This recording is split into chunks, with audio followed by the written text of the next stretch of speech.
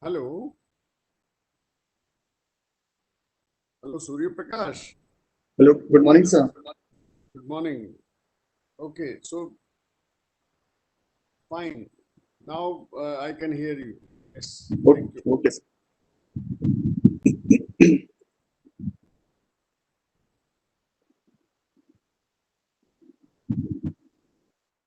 Anil, just now 1 minute. All our dignitaries for the inaugural have almost joined, Yes, sir. so you can begin timely.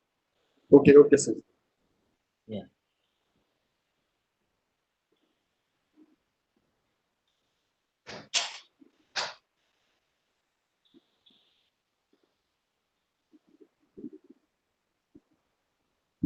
A very good morning to all the distinguished dignitaries, panelists, and the participants. First of all, I would like to introduce myself. I am Anil Kathar, young professional, Center for Hill Area Development, GMR Division, and NIDM, and I will be moderating today. On behalf of Institute of Disaster Management, Ministry of Home Affairs, and National Disaster Management Authority, Ministry of Home Affairs, I welcome you all to today's webinar on transforming disasters challenges into opportunities. The webinar aims to foster point 9 to ensure that the opportunity to learn from a disaster is not wasted of our Honorable Prime Minister's 10-point agenda on TRR. Disasters are a learning process. They can serve as laboratories for understanding the elements, the factors that governs their destructive powers. The systematic knowledge gained from past catastrophic events can guide us to policies and practices that will help in developing the better understanding of all the dimensions of disaster management and thus reducing risk of loss of life, property, and natural resources. I am hopeful that the webinar will be fruitful in bringing out the framework needed to grasp every opportunity provided by a disaster. The dignitaries who have joined us for today's inaugural session include Sri Kamal Kishore, Member, NDMA, Major General Manoj Kumar Bindal, VSM Executive Director, NIDM, and Professor Surya Prakash, Head GMR Division, NIDM. Honorable Minister for Road Transport and Highways, Sri Nitin Gadkari ji was also supposed to join us, but due to some inevitable piece of work, he is not able to join, but he has conveyed his best wishes for the success of the event. For the technical session, we will be having distinguished speakers, Sri Kamal Kishore, Member NDMA, Professor V.K. Sharma, VC, Sikkim State Disaster Management Authority, Dr. T. Datta, Head, NGP, Department of Science and Technology, Sri Mihir Bhatt, Director, AITMI, Dr. Ashish Kumar Srivastav, IAS, DDMA, Dehradun, and Professor Surya Prakash, Head, GMR Division, NIDM. Now, I would request Professor Surya Prakash, Head, GMR Division, NIDM, to welcome the dignitaries and participants through his welcome address. Over to you, sir. Thank you, Anil. Good morning to all the dignitaries and all the delegates of this particular webinar. We are very much heartfully grateful to our dignitaries, particularly Shri Kamal Kishorji, Honorable Member of National Disaster Management Authority, Professor Vinod Kumar Sharma ji, Honorable Vice Chairman of Sikkim State Disaster Management Authority, Shri Mir Bhatt, Director, All India Disaster Mitigation Institute, and ED NIDM, Major General Manoj Kumar Bindal, Vasisht Seva Medal, who have all joined us in this inaugural program besides other important delegates. So we are very much thankful. This webinar is actually a joint effort being taken up by NDM and NIDM together. And the Prime Minister's 10-point agenda has been covered in different webinars, being focusing on different agenda points. So this particular webinar is focusing on agenda point 9, which is based on opportunities for lessons learned from disasters which have happened should not be wasted. So that means we have to record whatever lessons have been taught by these disasters to us. So nature also is a teacher, because when we go wrong, it gives us a lesson, and we have to take up that lesson and implement in our life and lifestyles. So therefore, we will be discussing throughout this webinar that what are those lessons and how we have learned, and where are our gaps in our practices, policies, guidelines, that we are not able to reap the exact benefits of our efforts in disaster risk reduction and resilience, so that we can enhance and upgrade our efforts for disaster risk reduction and resilience. Without wasting time, because we have good number of dignitaries on this inaugural program, we would like to listen to them. So I would request to go ahead with this. I welcome all the dignitaries and the delegates for this webinar. Thank you. Thank you, sir, for your welcome address. To further address the participant, I hand over the mic to Executive Director NIDM, Major General Manoj Kumar Bindal, Visit Seva Medal, and request him for his opening remarks. Over to you, sir.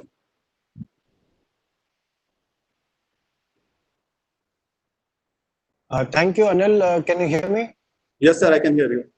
Okay. First of all, a very heartiest welcome to all the participants. Number is already touching 500, and more are joining, and many more are viewing on the YouTube.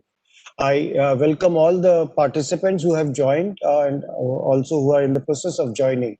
And a special welcome to Shri Kamal Kishore member NDMA, who has always been supporting us in all our endeavors and always giving us the right guidance and right direction to take.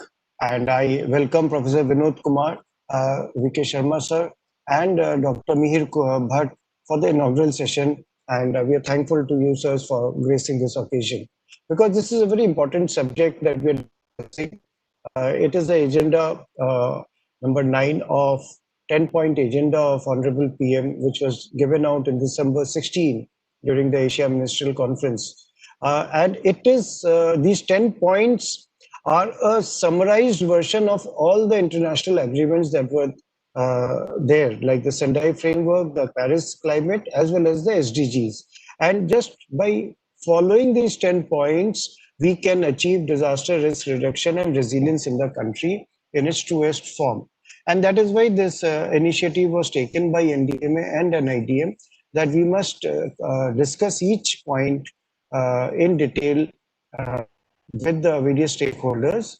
And like yesterday, Dr. P.K. Mishra said that we are doing 10 different webinars, but we should not, he cautioned us that we should not silo them in 10 different points, because many of the points are all interconnected. So maybe he gave us an idea of conducting a program after conducting all 10, conduct a program on PM 10-point agenda, holistic approach, which we will again plan after discussions with NDMA.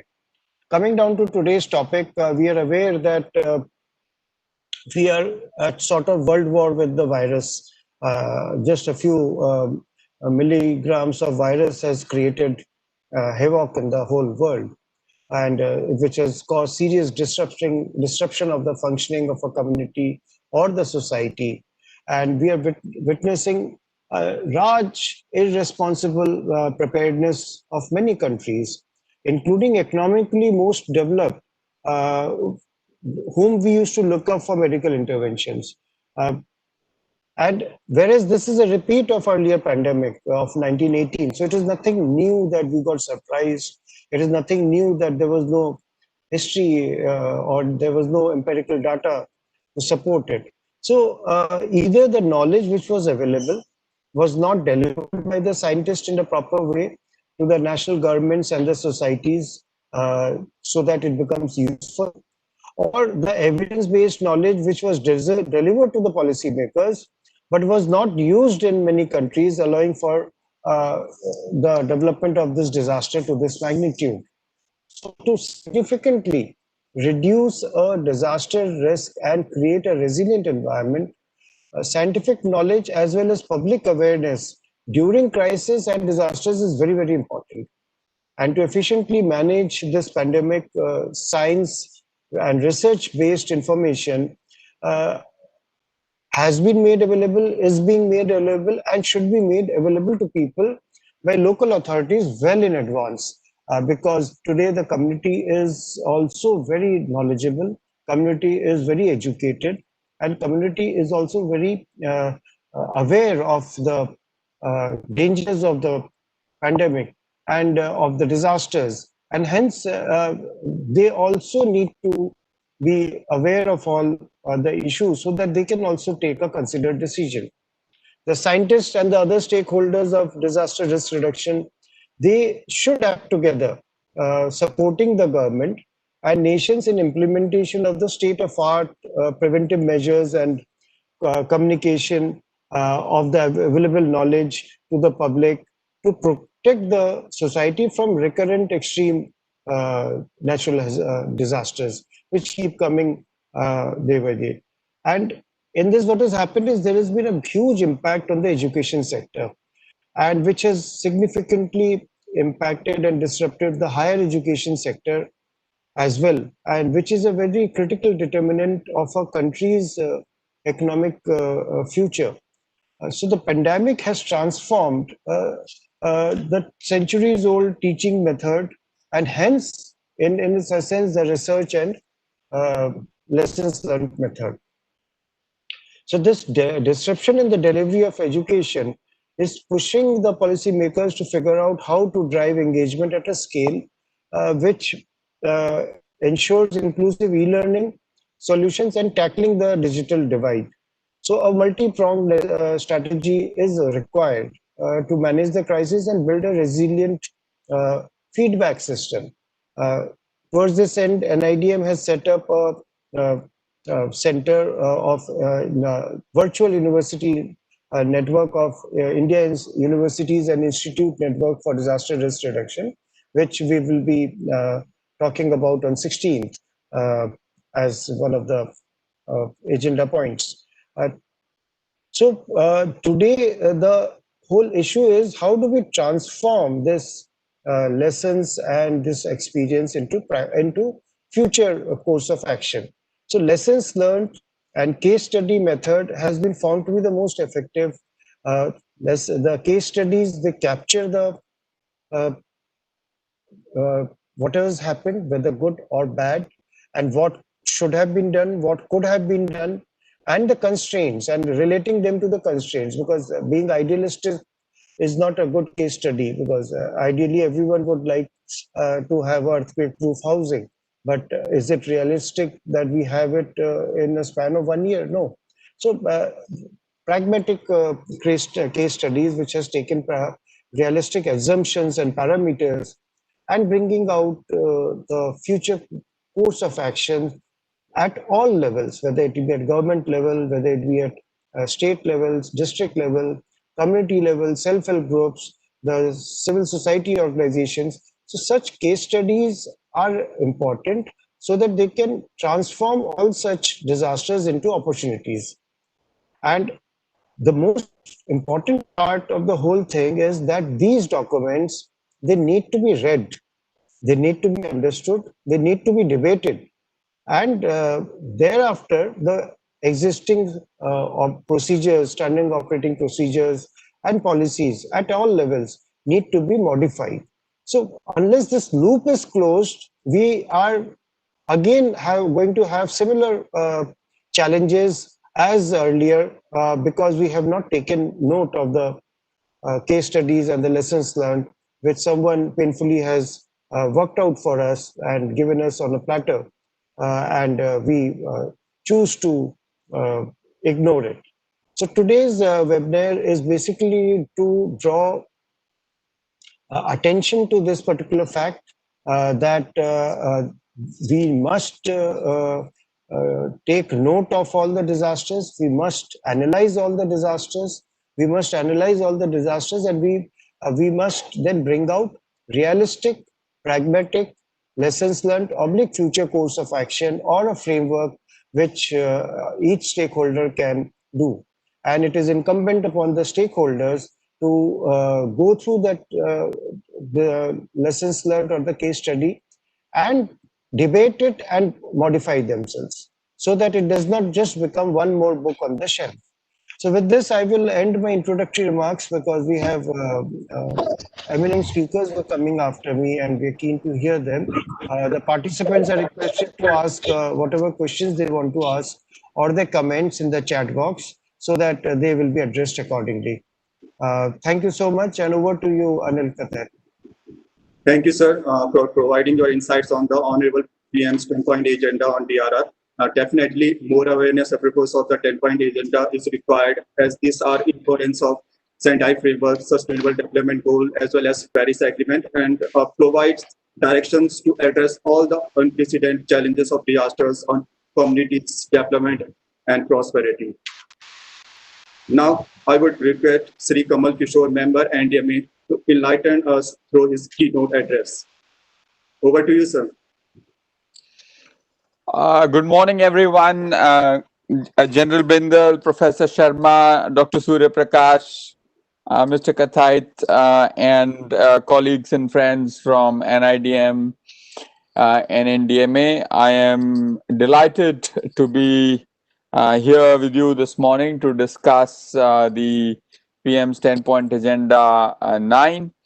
I am also going to speak in the first technical session. So, and also this is my 33rd or 34th webinar since the lockdown, since March.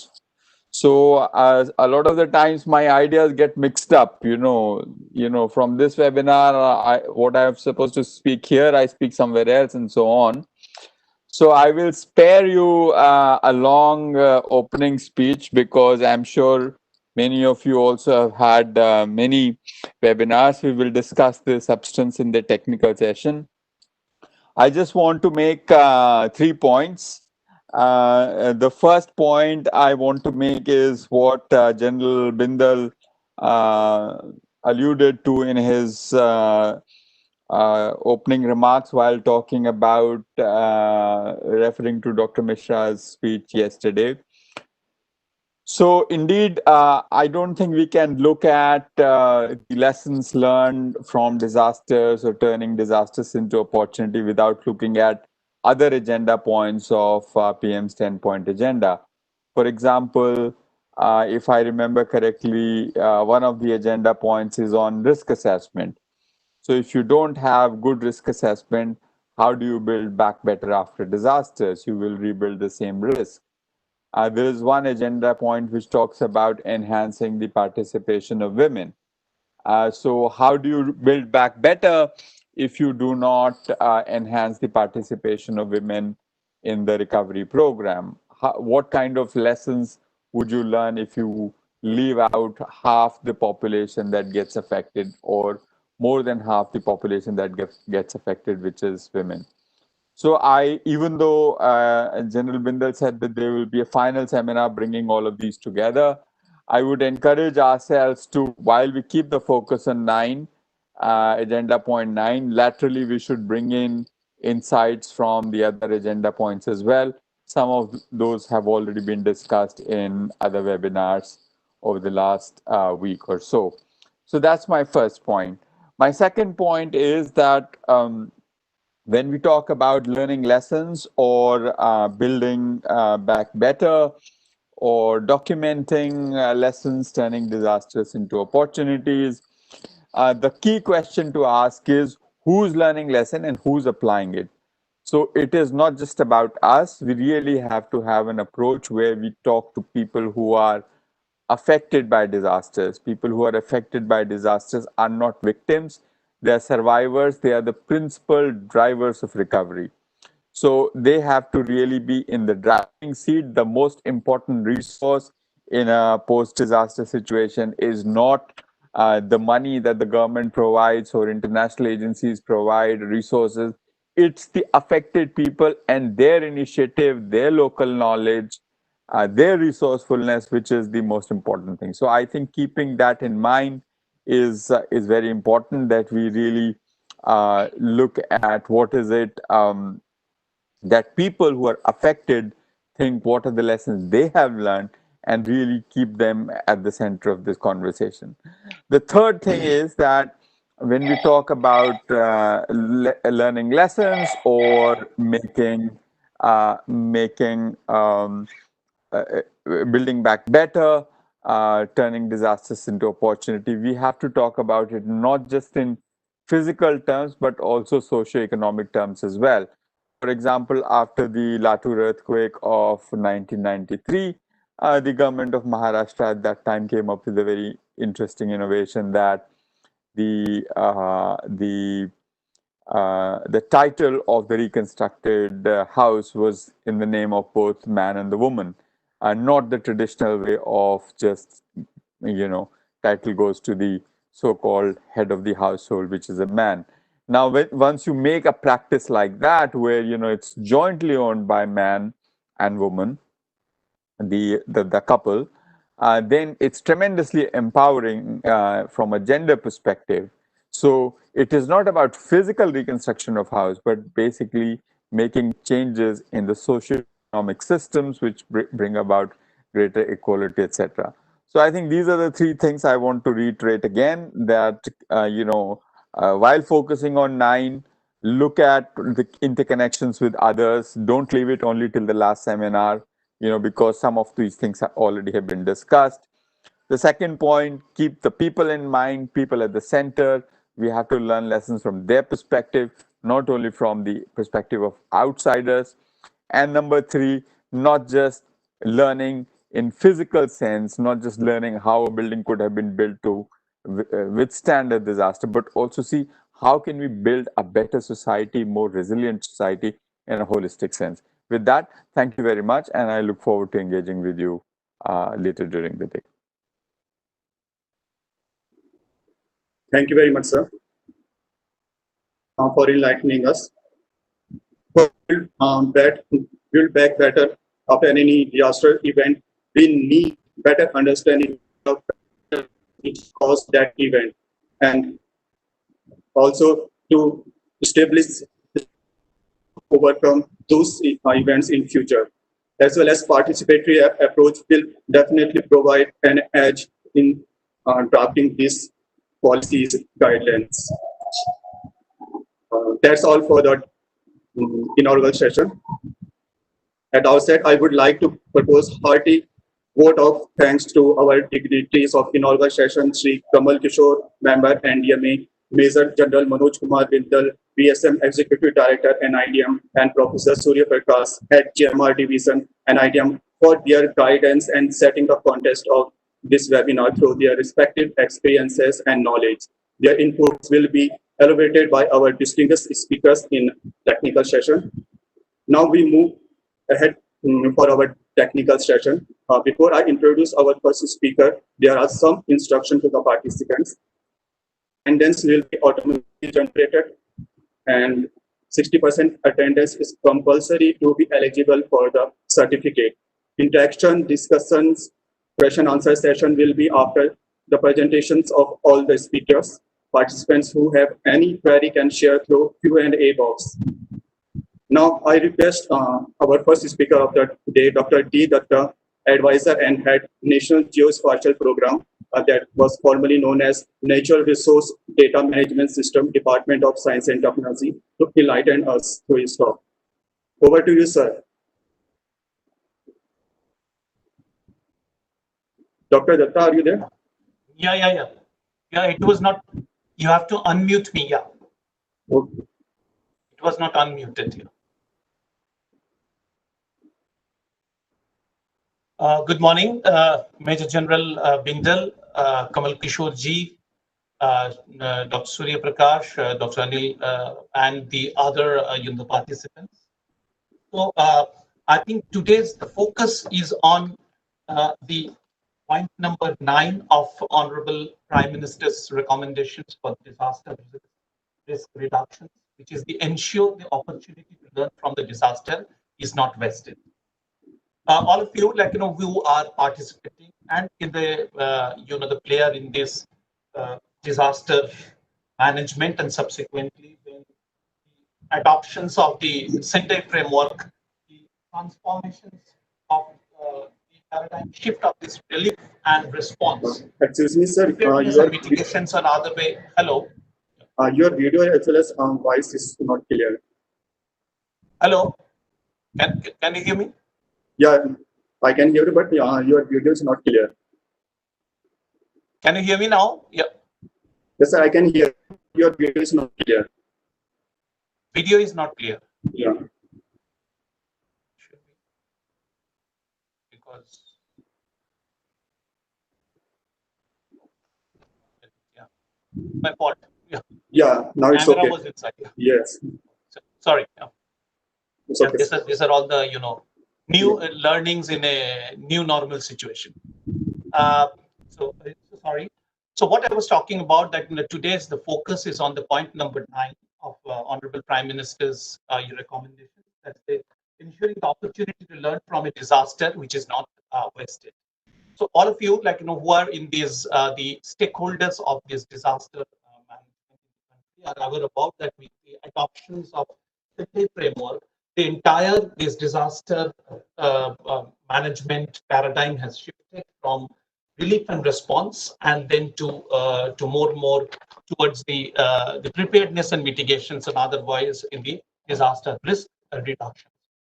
But in a country like India, many of you, as I see from the chat box, are the real players on the field. That still we have a lot to cover. So in this context, I will basically try to look at it from the point of view of the science and technology, how we can strengthen that this, the learning from the disaster event over the long term as well as the immediate impact. Someone has told that the disaster can serve as the laboratories for understanding the physical and the social factors governing them. We can gather valuable information, and following a disaster, it can help the policy and the practices to reduce the risk and loss of life, property, and the natural resources. So this is very important to look into the disasters, immediate as well as the long-term impacts, and the post-disaster study should be conducted so that the lessons can be learned at all phases. All of you know that, and I'm aware that the NIDM has, very credible way has worked towards that, and there is a, PDNA. The report is also there. Post-disasters need assessment. So if we look it from the point of view of that any disaster event, it has an long-term impact as well as an immediate impact. Let us look it from our experience. With the improvement in our weather forecast technologies, our disaster preparedness has definitely has improved, and it has improved this, the immediate impact learning, because when in 2013 cyclone Fallon struck in Odisha, the state has successfully evacuated millions of people, avoiding a major disaster. This was a learning came out of the and these the folk. Given like our the wisdom has improved, and which we can see during this 2019, the funding when it took place, there was 1.1 million people were evacuated from 10,000 villages in Odisha. But if you see, I've visited the places where Fani struck, the people were evacuated, but there was a lot of things to learn because there was a huge,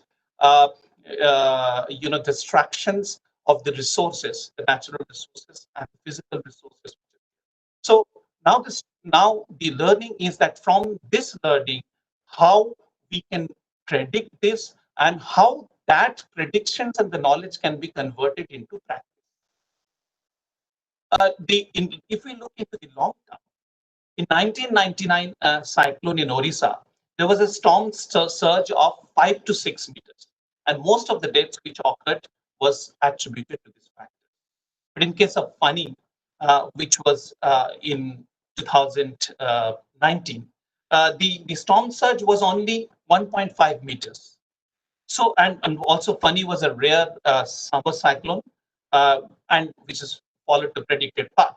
So there was a science and technology component of that, but there is a management and the human angle and the other angle of that. So this, all of these things needs to be integrated. This is a case. There's a case often of a coastal area. Also, there is a huge impact on the urban, the life of this recurring natural disaster. As you see that the occurrence has increased during the recent times. As you see in Nisarga in Maharashtra and Gujarat and Amphan in West Bengal and Orissa, which has shown that it is not only the areas which are near to the the coastal area, but also the urban area needs to be relooked for this resilience. And in this context, I really appreciate that the PDNA, what the NIDM has brought, which has mainly the main elements of that is the pre-disasters context and the assessment of the disaster effects, the disaster impacts, and the recovery strategy and the determining the sector recovery needs. Among them, what I've observed is that the baseline information in the pre-disaster, the data collections was mostly based on the human-centric, interactions.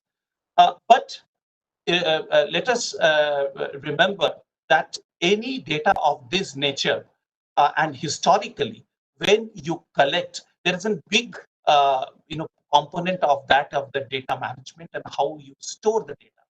And we need not only a data, we need a data infrastructure for that. A data infrastructure means, like how you store the data in a standard way so that interoperable on any platform and can be accessed by many stakeholders whenever it is needed. So, and the importance of this type of a data is its availability and the time of and the accessibility. For these reasons, there needs to be coordinated and standardizations of this post disaster data in the country. The data should be related to physical, biological, social phenomena, which like as and the result of these disasters, numbers and the patterns of injuries and deaths, performance of the life buildings and the lifelines, and response of the individual and the organizations.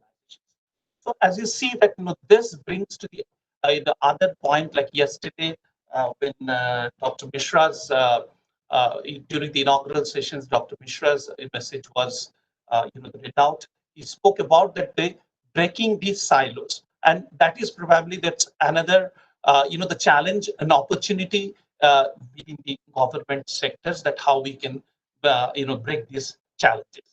So the next most important thing is the post-disaster data sharing. So after you do the data acquisitions, how you can do this data sharing. So this for this data sharing, like this is it's not only a meteorological data, because if you see in the long term, you need in geological data, geophysical data, seismological data, architectural, engineering related data, biological, sociological, medical, the personal's data. All of this needs to be integrated. And in here, the role of the science and technology based research becomes more important, and which addresses the PDNS, the assessment of disasters and the disaster effects and the impacts. There is already, like PDNA has covered this, but this needs to be strengthened. And for example, under this our this National Geospatial Program, or which RDR was NRDMS, in response to the Rishikesh, the disasters. Immediately there was a huge, the study took place from Rishikesh to the Devaprayag sections. The vulnerability maps at 1:10,000, the scale, the large scale networking was developed. There was a geometric, kinematic, and dynamic analysis at the field observations. So the slope stability analysis was done. There was a GIS framework was developed. and the probabilistic approach for the risk assessment. But when we tried to integrate that with the the district disaster management authority, we found that there are a lot of incompatibility and the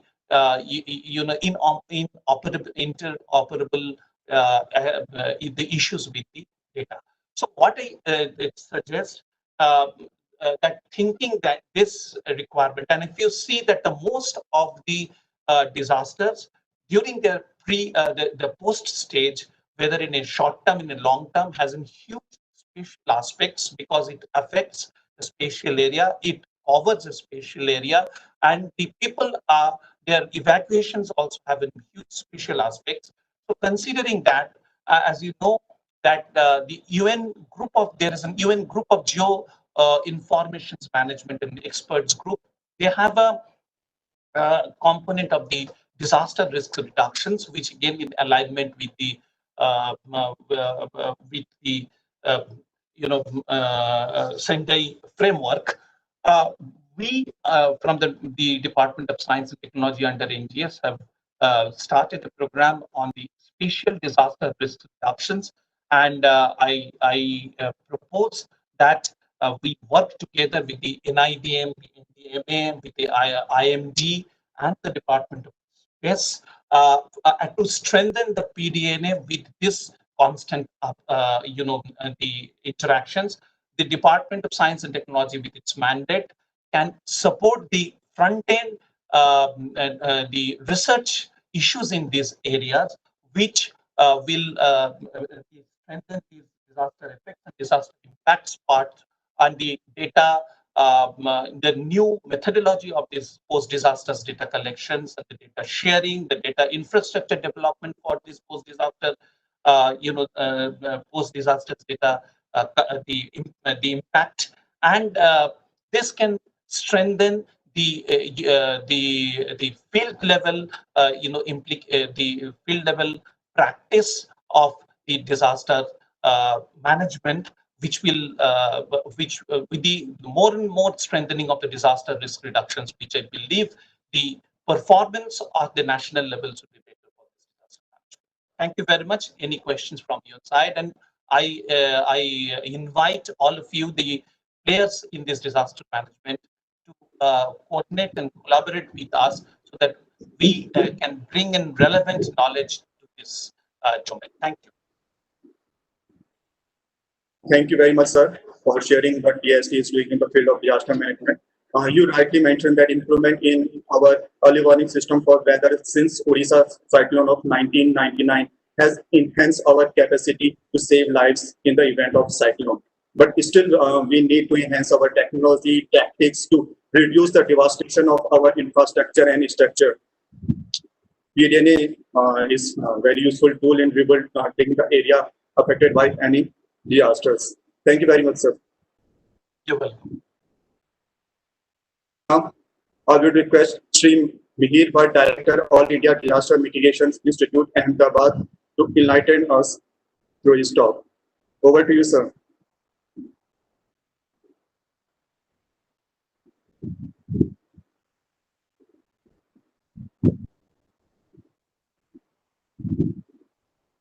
Can you hear me? Hello. Yes, sir, I can hear you. Good. Thank you.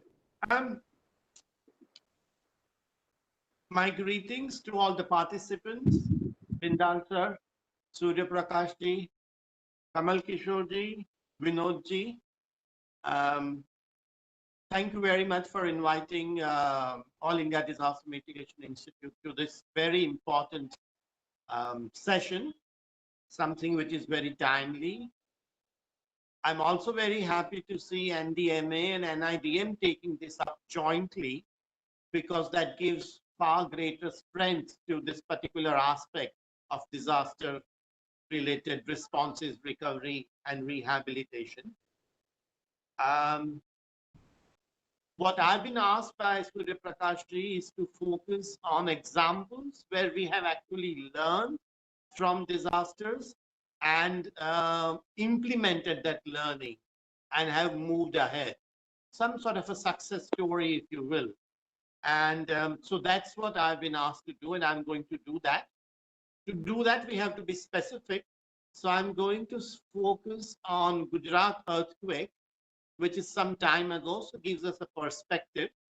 And I'm also going to focus on what is it that we learned from that, which we have actually implemented over a period of time.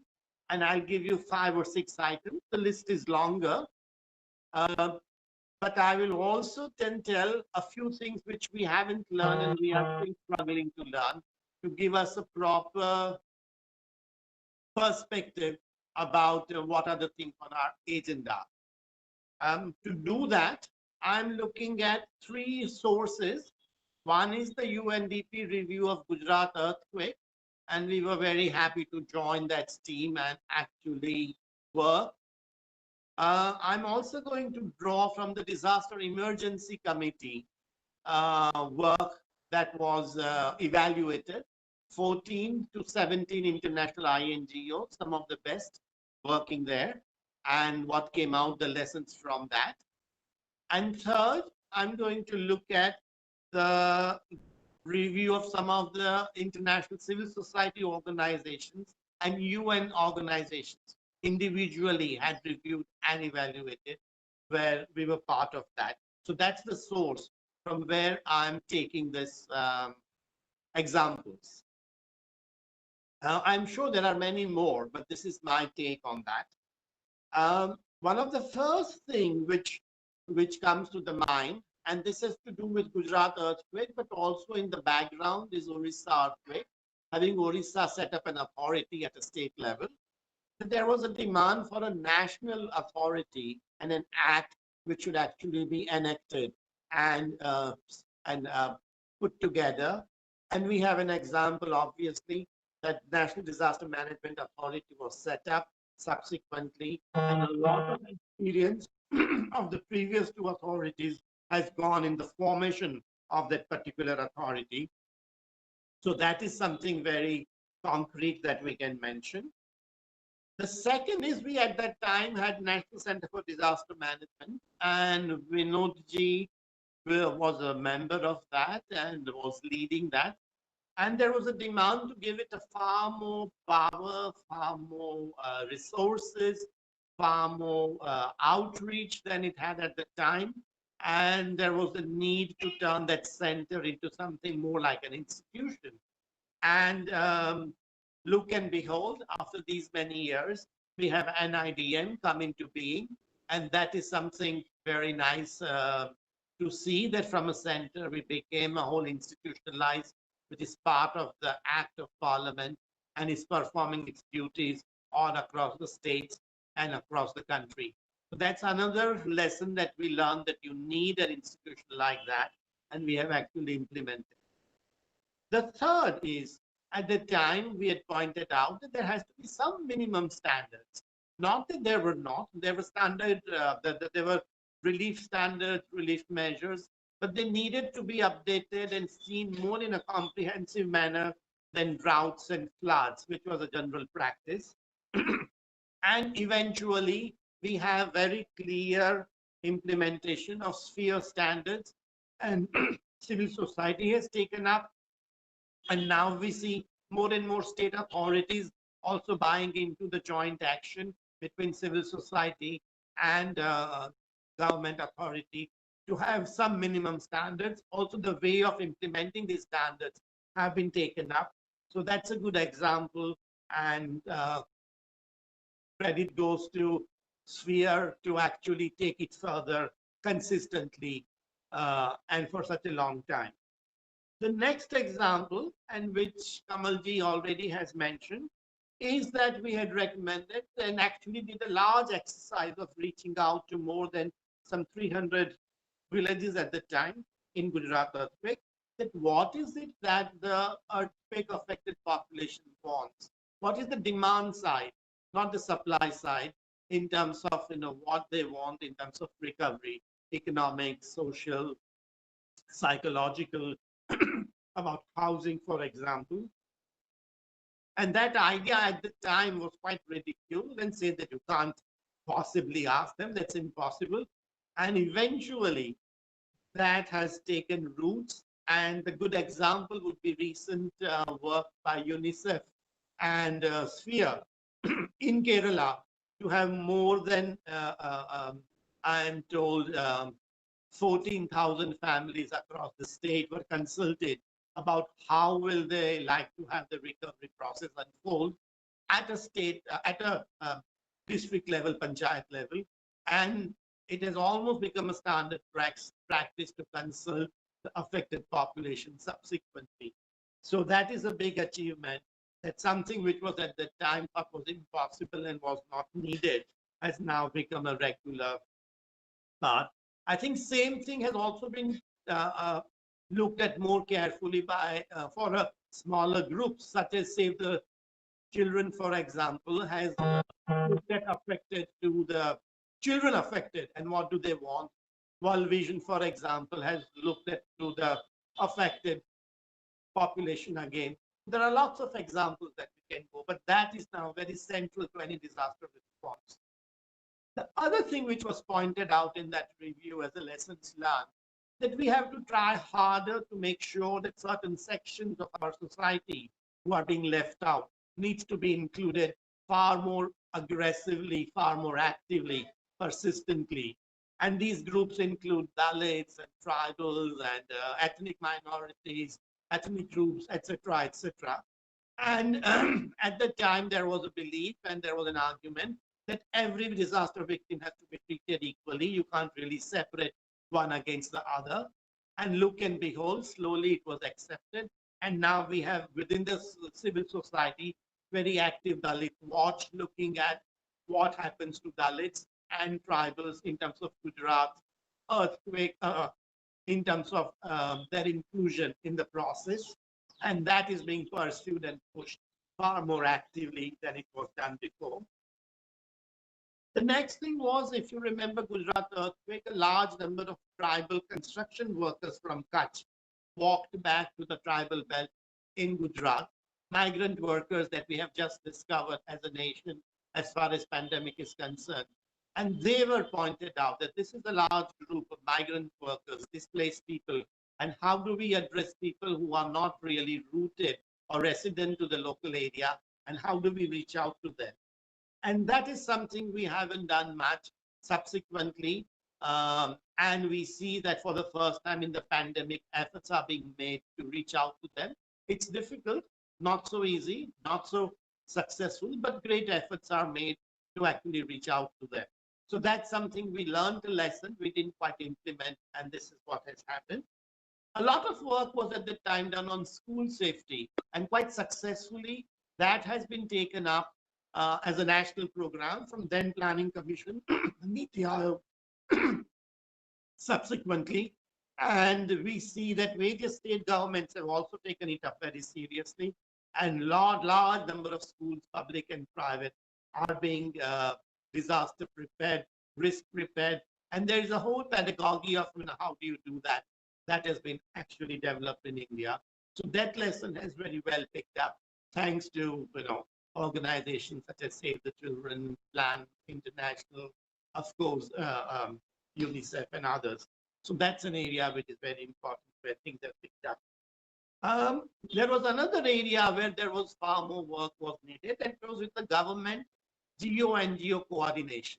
And that was a tricky part, that how do you work with NGOs?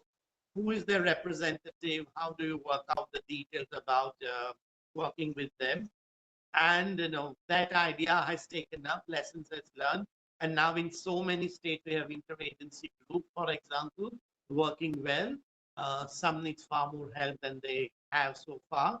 And in Kerala, again, for example, we saw that they worked very closely together with the state authorities. In Assam, they work very closely with the state authority. UP, for example, they work quite closely with the state authority and have been actually able to address the needs of the affected population far better than if both of them had worked separately and independently. So these are the areas where we can go into more detail, maybe in the question that things have actually worked and worked better in terms of lessons learned and implemented. Some lessons which we are still struggling to learn, I quickly list them and stop. And one lesson is, how do you deal with the small businesses? In Bhuj, for example, we had worked with, and in the evaluation very clearly said that the small micro enterprise needs very special attention. They need to be addressed more directly. And that is something that we haven't done enough. And now in the pandemic, we see a large effort to finance the recovery and rehabilitation of small and medium enterprise to do that.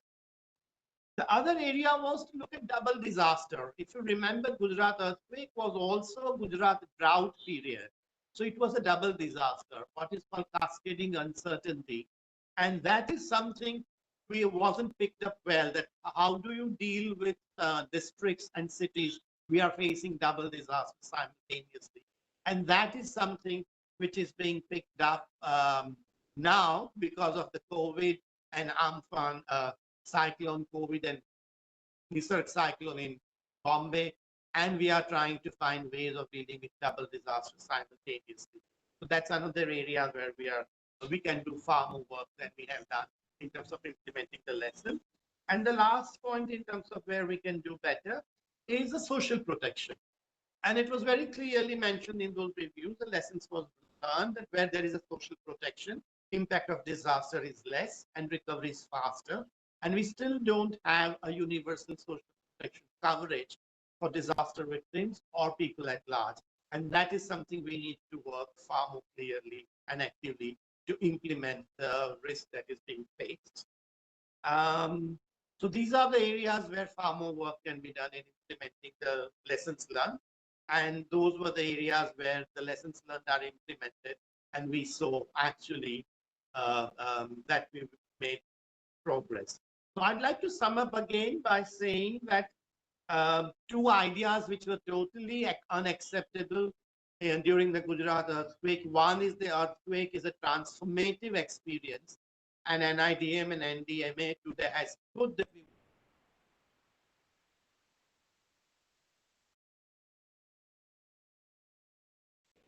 that is actually accepted. And second, the disaster is no time to learn. It's time to do and implement, and these kind of things shouldn't be brought into the picture. Was a way to look at it then. And now we've done. We have understood that time is a terrible thing to waste. Money is a terrible thing to waste. Experience is even more terrible to waste if we do that.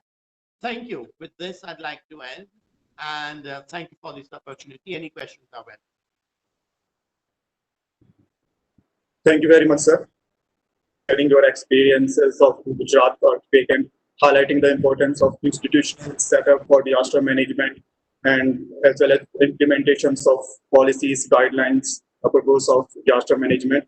And the most important, to focus on what is the need of local communities to recover and stand after disaster. Thank you very much, sir.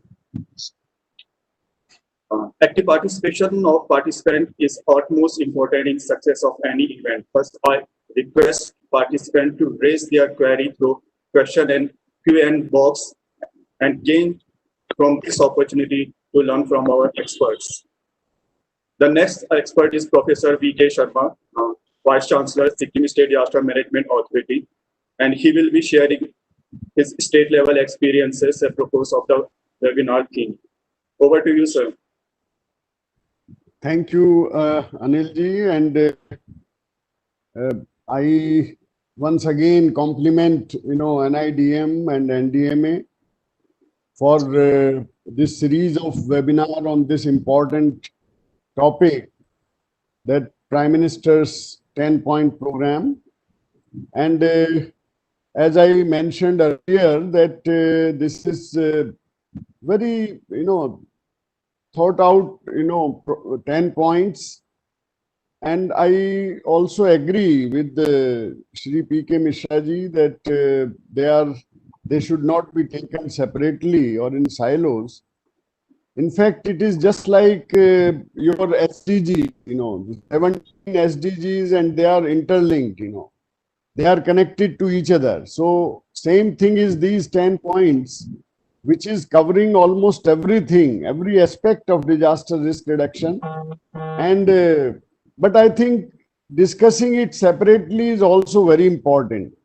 So that's why I am very happy that NIDM is doing this exercise. And I'm so glad that more than 800 people have joined this program, and most of them are students who want to learn about disaster risk reduction and want to know, that what is Sindhi framework, what is sustainable development goals, what is Paris Agreement, how this Prime Minister's 10-point program is important for the nation, how it is important, for our officers, how it is important for the state and common man. So I'm so glad. And I think NIDM has already done it, the disaster converting into opportunity. So I think this is the best thing which you have done, that in COVID time, I think this is more than 50 webinar you have converted. And in normal training, I have seen 20, 25, 30 participants. Now you are catering, need of 800, 900 participants, students who will be unable to come to Delhi from South or from any other part of the country. They are listening to experts like Mihir Bhatt ji and Kamal Kishore ji and so many other people, which is impossible for these students to listen. So I think this is first thing which NIDM has done, that you have converted this disaster into opportunity for people for awareness. And the most important awareness is knowing, that how we are working. What is Sindhi framework basically? What is Prime Minister's vision? Friends, this topic, which is given by Honorable Prime Minister, this is his own experience in Gujarat.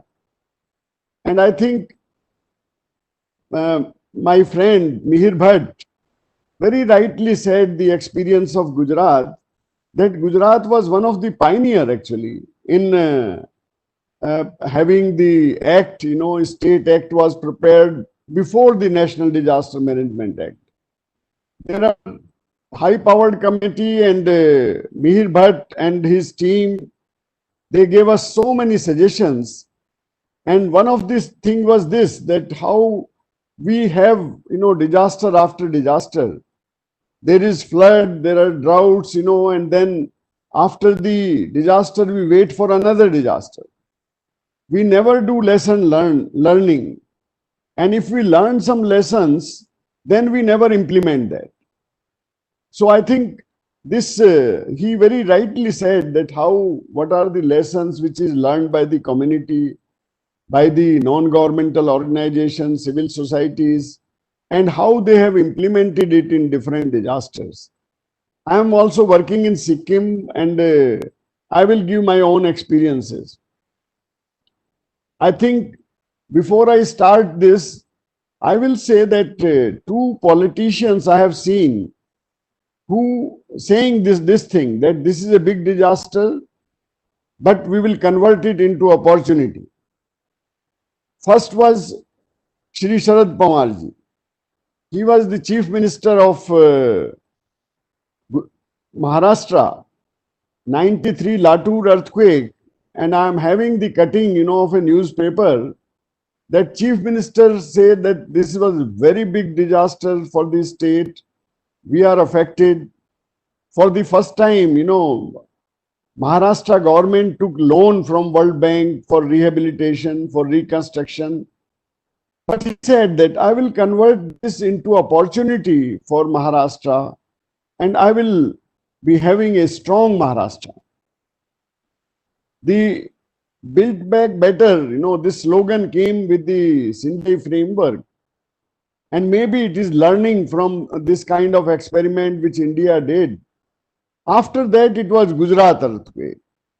And in Gujarat earthquake, I also see that Shri Narendra Modi, who is our Honorable Prime Minister, he was the Chief Minister, and he thought that let us take it as an opportunity for Gujarat, and not only for Gujarat, maybe a showcase for the country, and then do development accordingly.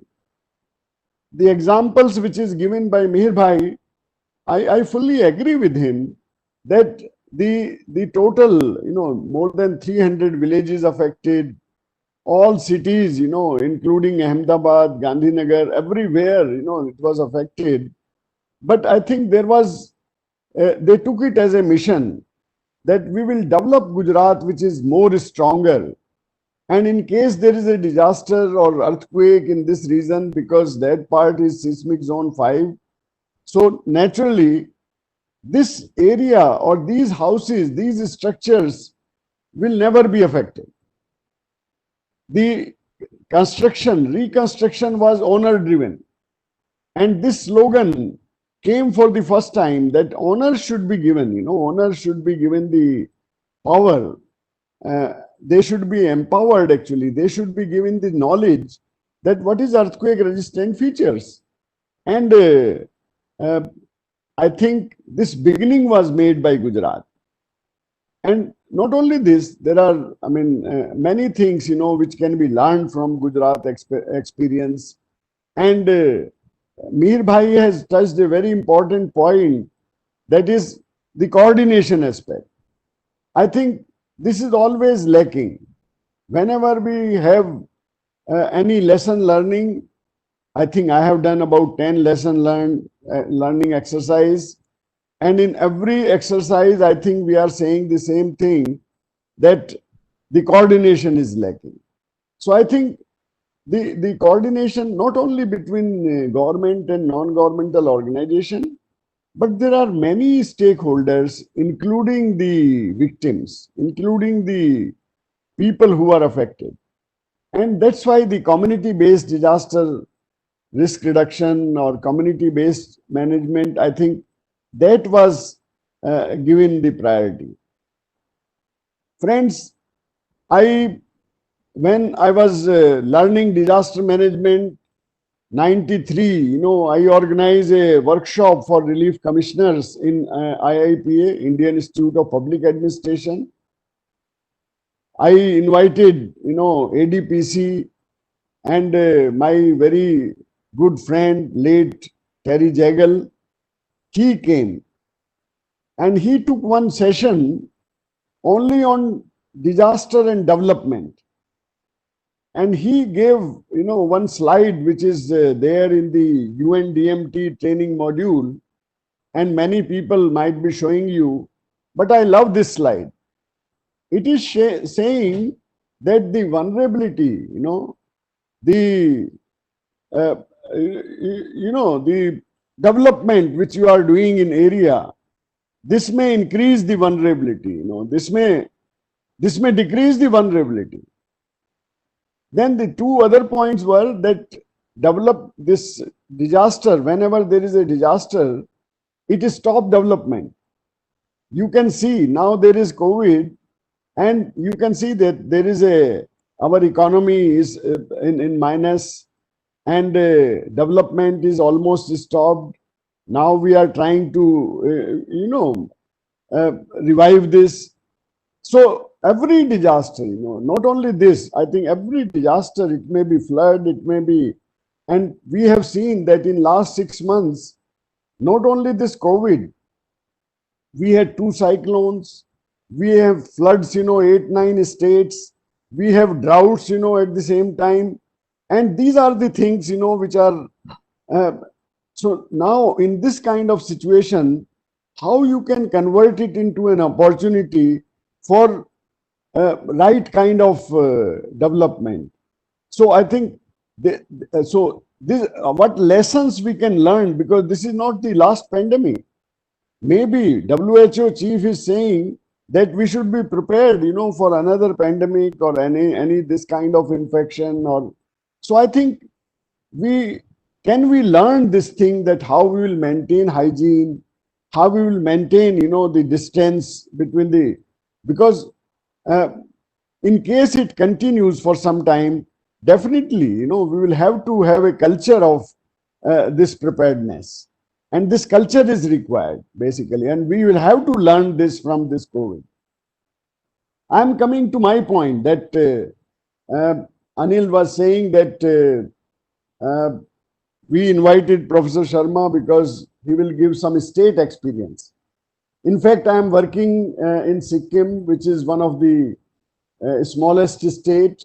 But when I got this opportunity in 2012, that they nominated me as vice chairman of Sikkim State Disaster Management Authority, I thought that whatever I learned or whatever I was teaching, in my classes, that I will do in Sikkim. And I tried to do. I'm not saying that we completely reform this thing, disaster risk reduction there, or we are, but I tried to, whatever we learned from Gujarat, whatever we learned from Odisha, whatever we learned from Maharashtra, I tried to do something, in the state. And I was very lucky that I got full support from bureaucracy, I got full support from the politicians, and they said that, yes, I think let us do something to make the state as a model. So I'm saying that we did a couple of things. One is the reconstruction which we did, because that 2011 there was an earthquake. Our whole secretariat, which is the most critical building, most important building in the state, that was affected. So we made the, secretariat, new secretariat. We were also having, all in rural areas, rural housing, more than 8,000 houses were collapsed. In urban areas, we had the same thing, many houses collapsed, many schools, hospitals.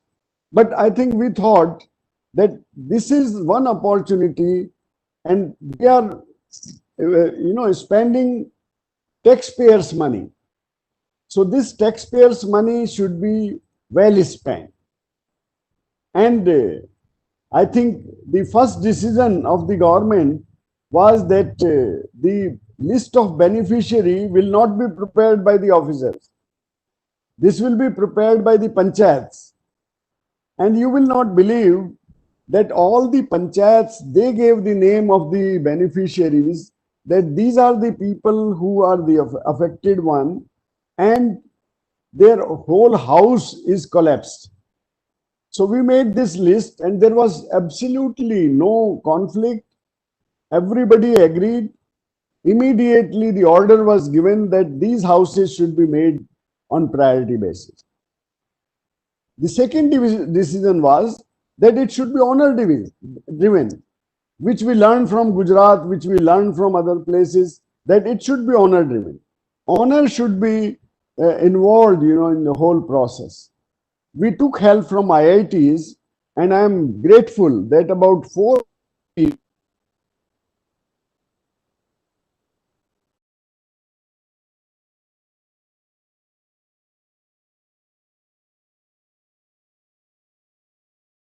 overseers and engineers, they ask us to, that your masons should be trained, because in case you have a good design, in case you have all these things, and you cannot construct it, how you will do it? So the module was prepared by the IITs, and we gave masons training. Thanks to our civil society, that some people from Dehradun, Uttarakhand, some people from Nepal, they came and they helped us in the mason training. And I'm very happy to say that today we have more than 3,000 certified masons who are trained actually, who went to Nepal after Nepal earthquake, and they did the reconstruction there. They got good money because they were the trained people. They speak Nepali, so there was no language problem, and we did that. Next thing we did is that transparency. My friend, Mehir was saying that always, the people used to criticize government, that they have not done it, they have done this, they have did this favor to this man. So one MIS based,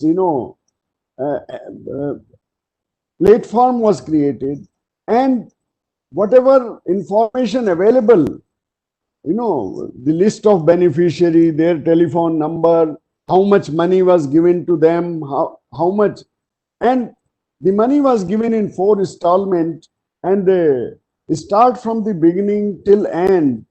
You can see it sitting in Delhi. In Planning Commission, I was going with this, software, and I was showing to them that this is the progress in Sikkim. I gave several presentations to different authorities that this is the progress and we want to finish the whole reconstruction within 4 or 5 years. And we did it.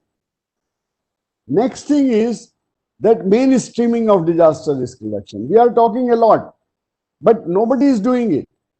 Because in states, the problem is that nobody wants to, share power with others. In Sikkim, with the help of the Chief Secretary, with the help of the Honorable Chief Ministers, I think I'm fairly successful in mainstreaming disaster risk reduction. You go to rural development department, and they will tell you, what are the issues in reconstructions, what are the issues, and they were having full database. They are having this software. So in fact, the entire reconstruction was done by the rural development department. All schools, they were reconstructed by education department. We provided them. Yeah, I'm finishing in 2 minutes. So we gave money, to different sectors, to agriculture, to school, to hospital, health department, and they did the entire work. So this kind of mainstreaming, we will be able to do in Sikkim. So those days, it was not built back better, but I think I gave a presentation, before the Sindai framework in Washington, and we said that Sikkim has already done it. The idea which is being floated that there should be, built back better. So the same concept we have done in the reconstruction and rehabilitation, which was appreciated. So I stop here because there are many other people who are here, and the lessons which we have learned from the whole country and from other states, we tried to do something in Sikkim. So thank you very much for inviting me, and thank you so much, Anil. Over to you. Thank you very much, sir, for sharing the initiatives taken by the Sikkim State Disaster Management Authority under your guidance to strengthen the resilience of Sikkim State. Thank you very much, sir. Our next speaker is Dr. Ashish Kumar Srivastav, IAS, Additional Secretary to Uttarakhand Chief and District Magistrate, Dehradun. He will be enlightening us about the lessons learned from disasters in Uttarakhand State. Over to you, sir. Good afternoon, everyone. Thank you for inviting me to present my thoughts and my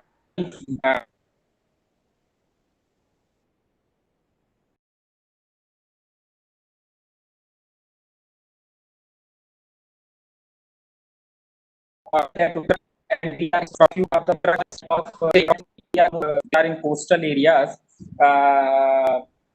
So we are with all disaster, and we every year we struck by one or the other major disasters in Uttarakhand, and the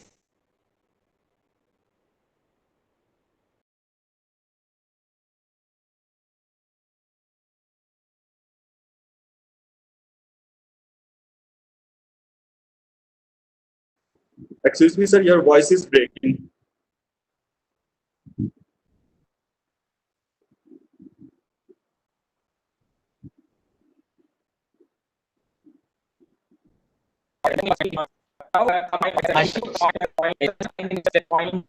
Ashish, you can turn out your video. Turn off your video, then maybe voice will be okay. Okay. Because okay. of signal issues, maybe. Okay. Okay.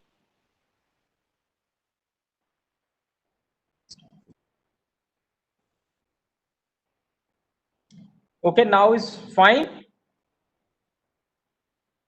Yes, sir. Now your voice is clear. Okay. So the major disaster, like in I was telling about the Prime Minister's 10-point program, and I think all programs, all points are relevant. But in my opinion, the most relevant point is the 9th point, because this suggests about learning. Whatever you learn, you implement it for future, and then you reduce the risk based on your prior experiences. And I must say here that the learning is a continuous process, so we can't say that whatever we have learned in the past will definitely help us in future, because as our learning is evolving, the type of disaster is also keep on changing. Like we were earlier doing with earthquake, we were doing with forest fire, we were dealing with industrial disaster.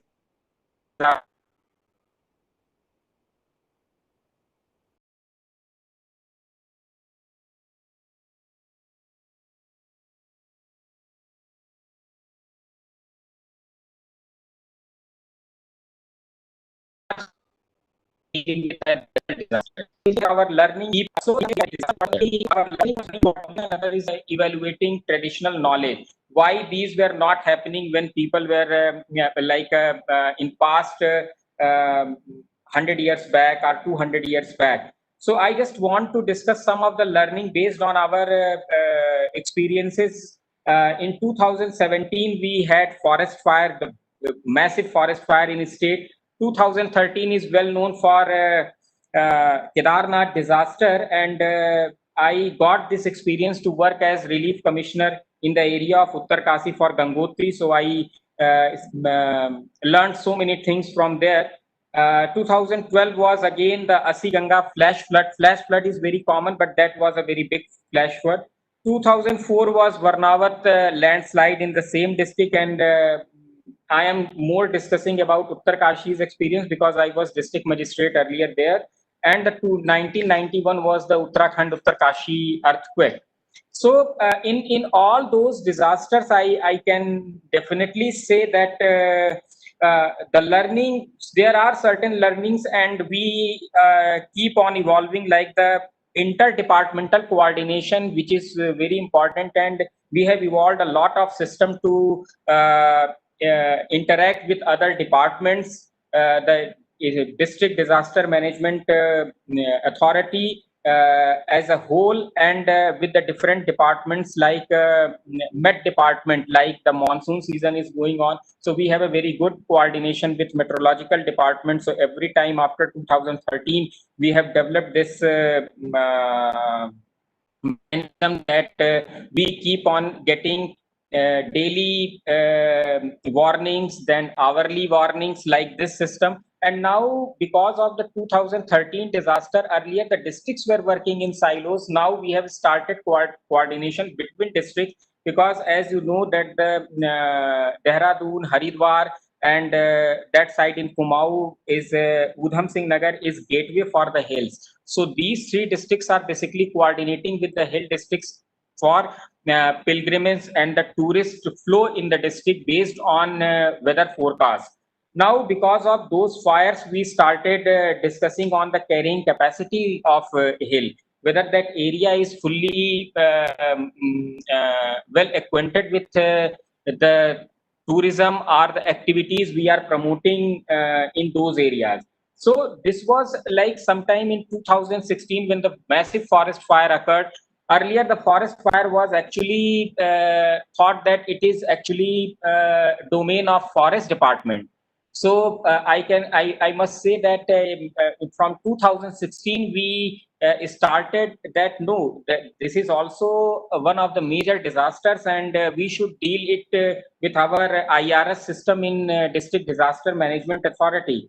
So all these things we have started learning because of the frequent cloud burst and massive rains. now the state government has actually made district development authorities in all hill districts. Earlier it were only in Haridwar, Dehradun and Nainital.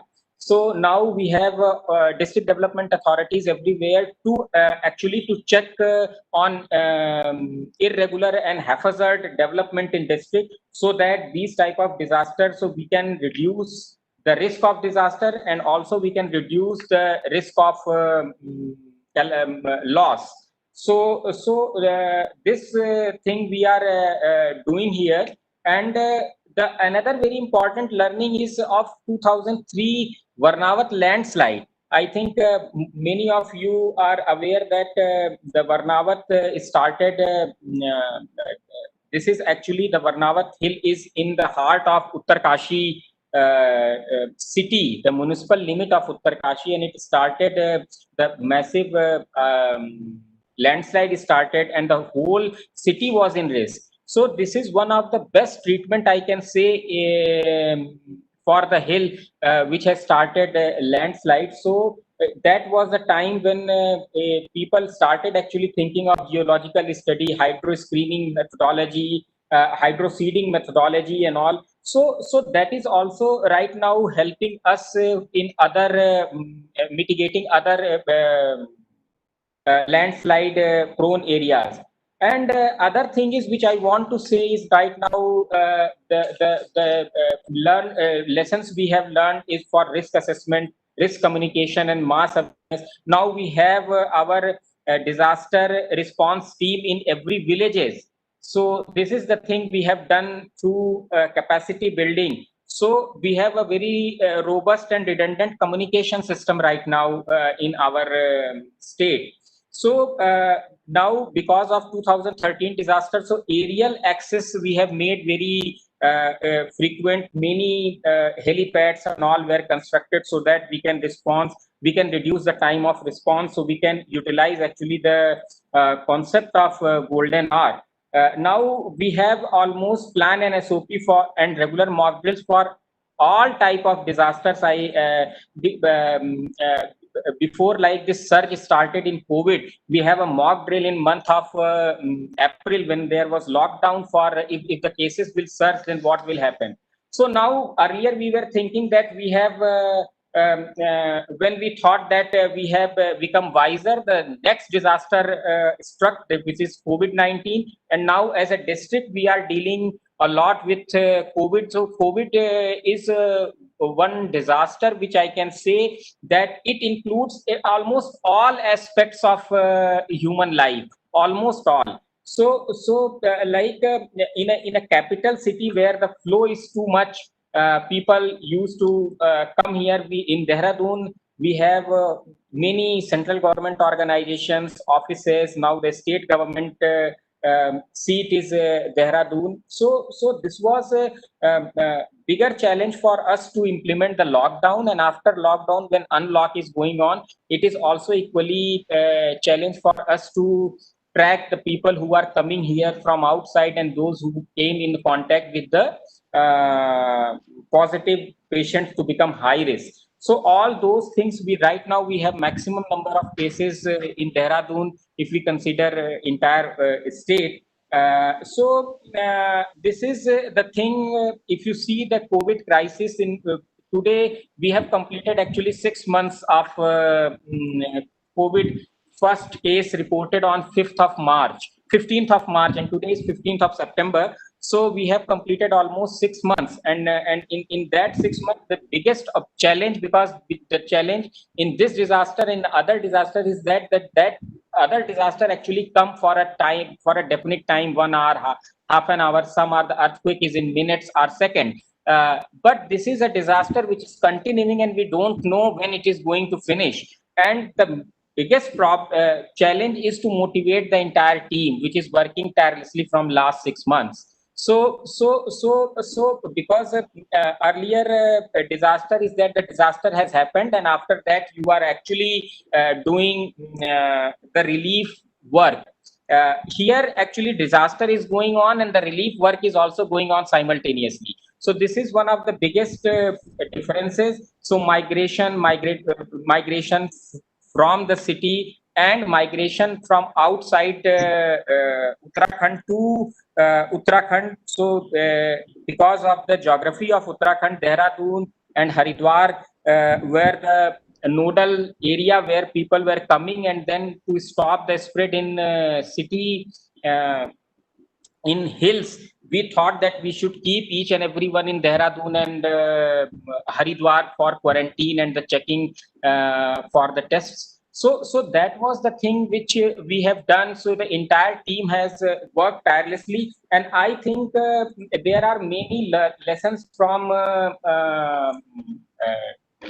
this COVID thing, and I am quite confident that technology is going to play a very important and vital role in our lives, in our working everywhere post COVID. Actually, nobody was actually thinking to have webinars so frequently on. Earlier, it was like seminars. Right now, is webinar. So that was the thing we have done to make one or two things. Just I want to tell in a minute, and I want to finish after that. So here we have done like a Dehradun is a smart city. So we have actually started locating the people who are coming from outside and those who are positive patients through our geolocator. So we can actually track if the person who is quarantined or isolated is moving outside in the city or the district or not. So that is one thing we have done. And another thing, in the month of June, we started doing this weekend lockdown. And after that, it was actually adopted by many cities and many states, this weekend lockdown. So I think we and Odisha started together on the same day, and after that it was adopted by many other states. So that is the thing. The biggest the most important thing which we have learned from COVID is that how to motivate your staff, because we don't know how long it is going to actually stay. So that is the thing which we are learning, and I must say, I must compliment you, all of you, NDMA, that you have started you are discussing this topic, the 9th topic, which I think is the one of the most important topics in the 10 points. Thank you. Thanks a lot. I think I am on time.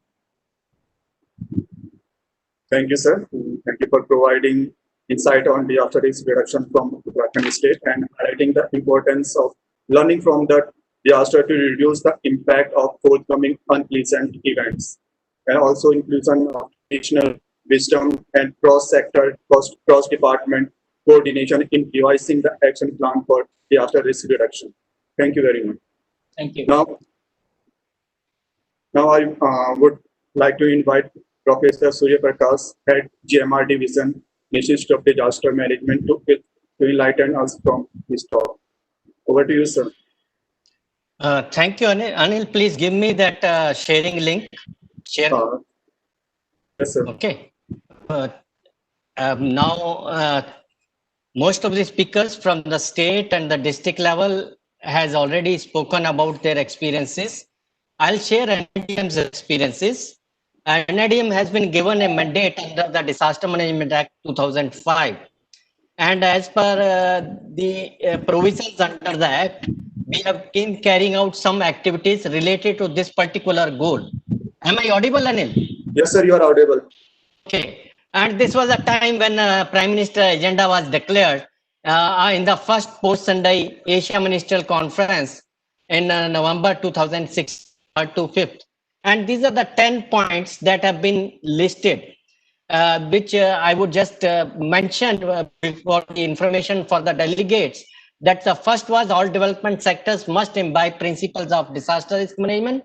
Second was work towards risk coverage for all, starting from households to small, medium and large enterprises to multinational corporation and to the national and states.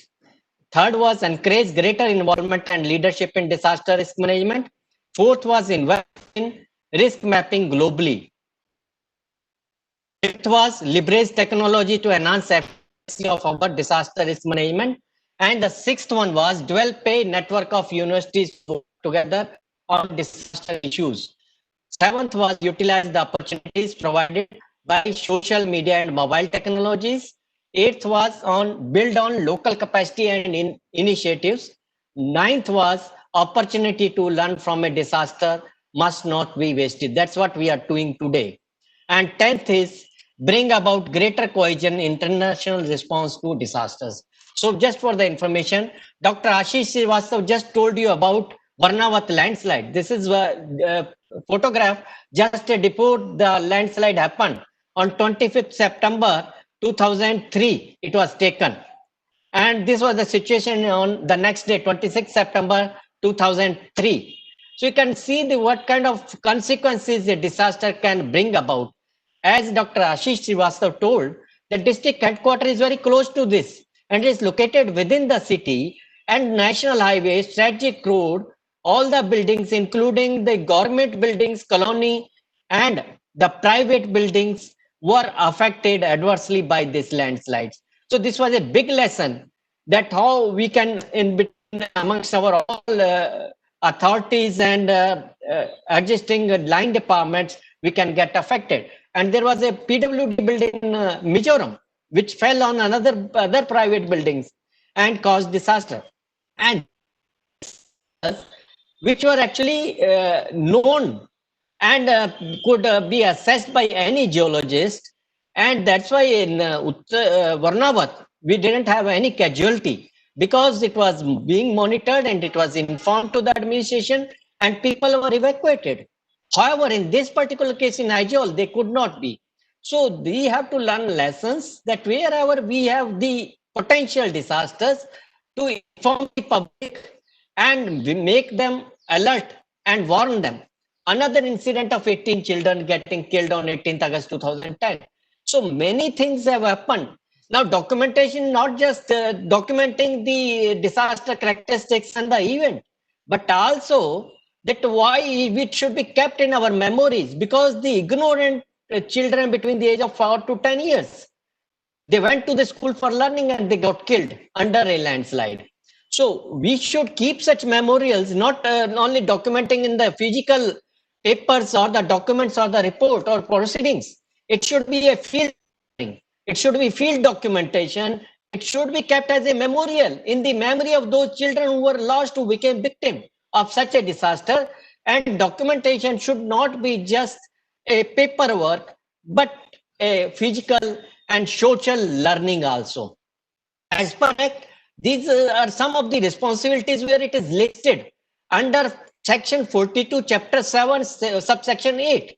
The documentation is very, very important, has to be carried out by NIDM for development of information based and also including the lessons learned into policies, guidelines, prevention, mitigation measures.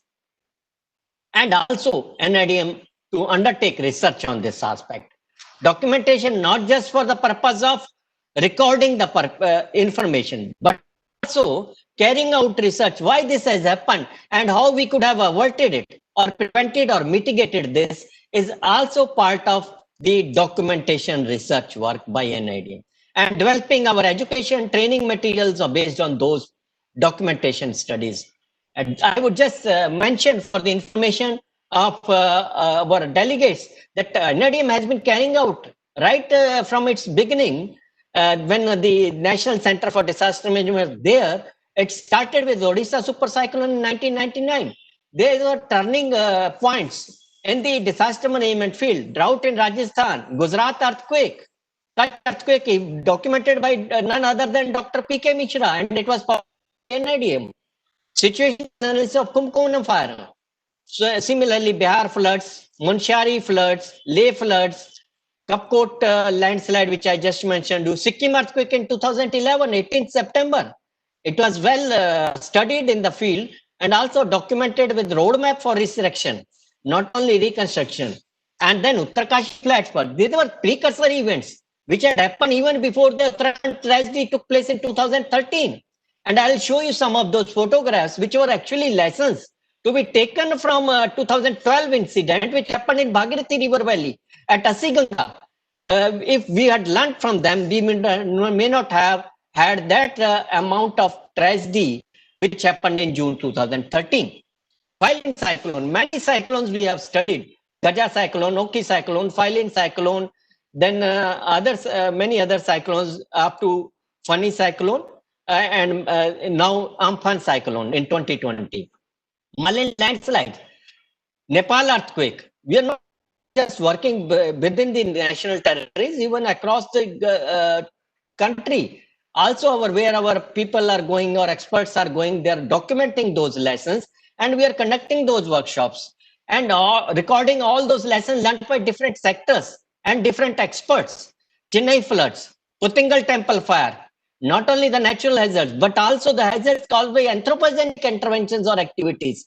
Kerala floods, funny, COVID-19 pandemics, it is being documented, and NIDM is producing those documents and also recording that how the other phenomena which are affecting the occurrences, as Dr. Ashish Srivastava said, they are varying with nature.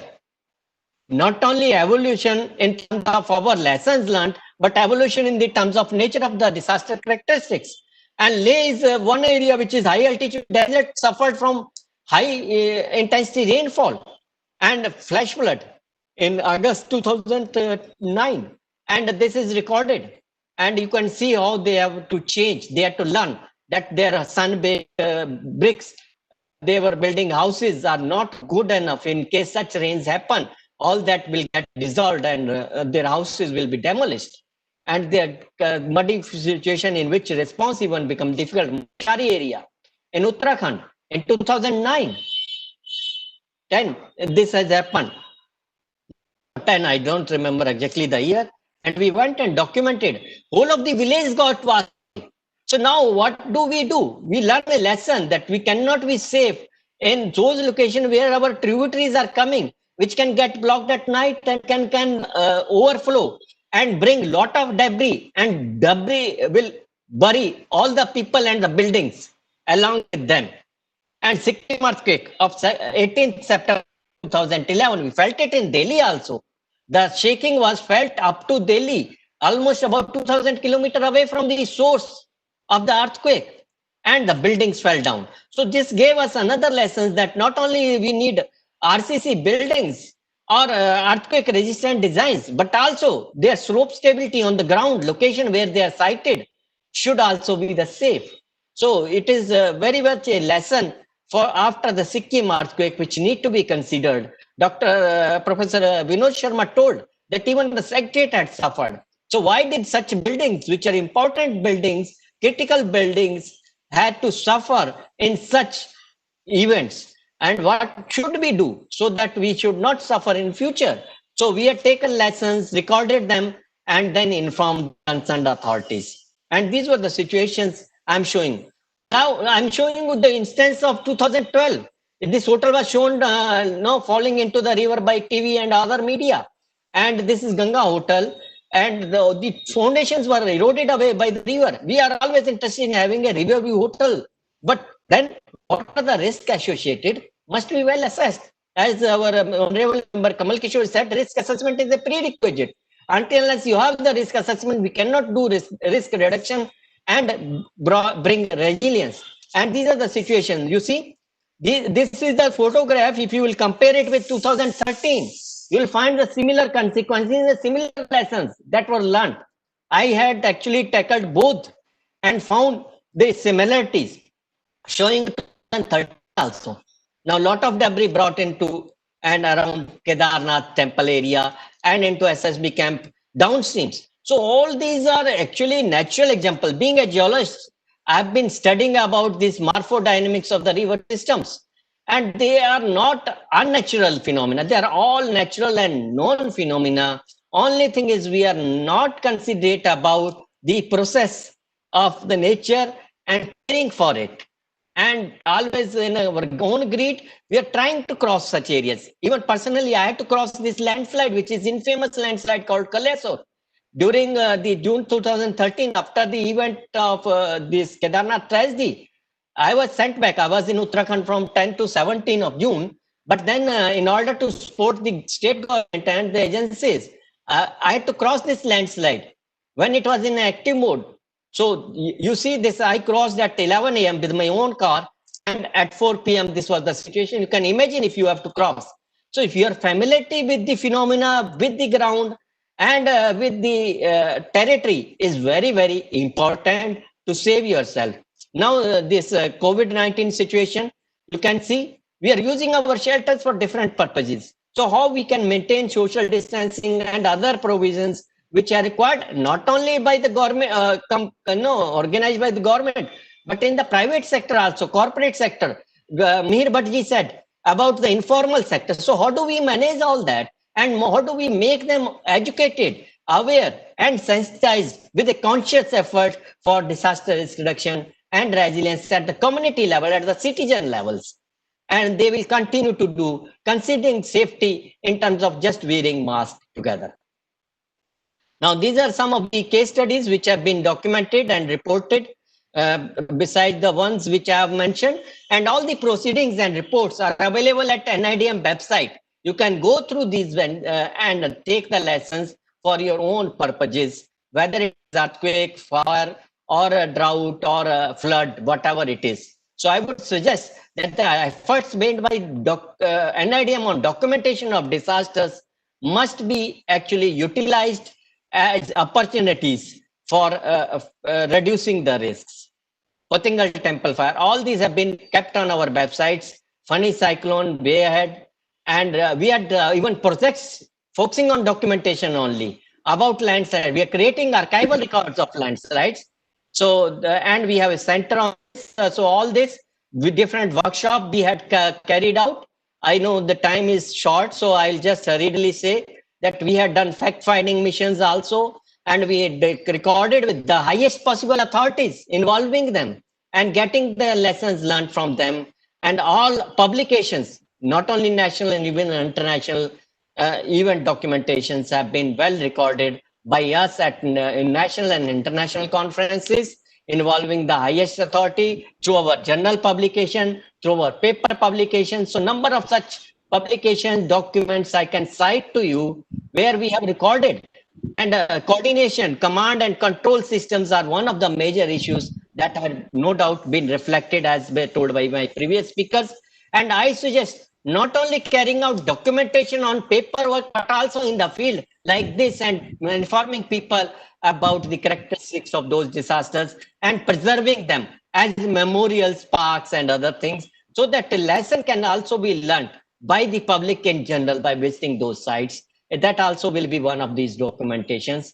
And these documentation, if preserved, will also help in field learning processes. So this is what I suggest. And this has been done by many other countries. I'm not suggesting it that that's my personal suggestion. I've observed it in many other countries, which we also need to take up and create such centers and things, and prevention and education centers. Many potential hazards should also be documented where people are building wrongly, and the good practices also learned from our traditional knowledge and indigenous knowledge. So all this we have learned from various times, from 1991 earthquake in Uttarakhand to 2020 COVID-19 situation. One cannot handle it alone. We have to build partnerships and bring together all stakeholders.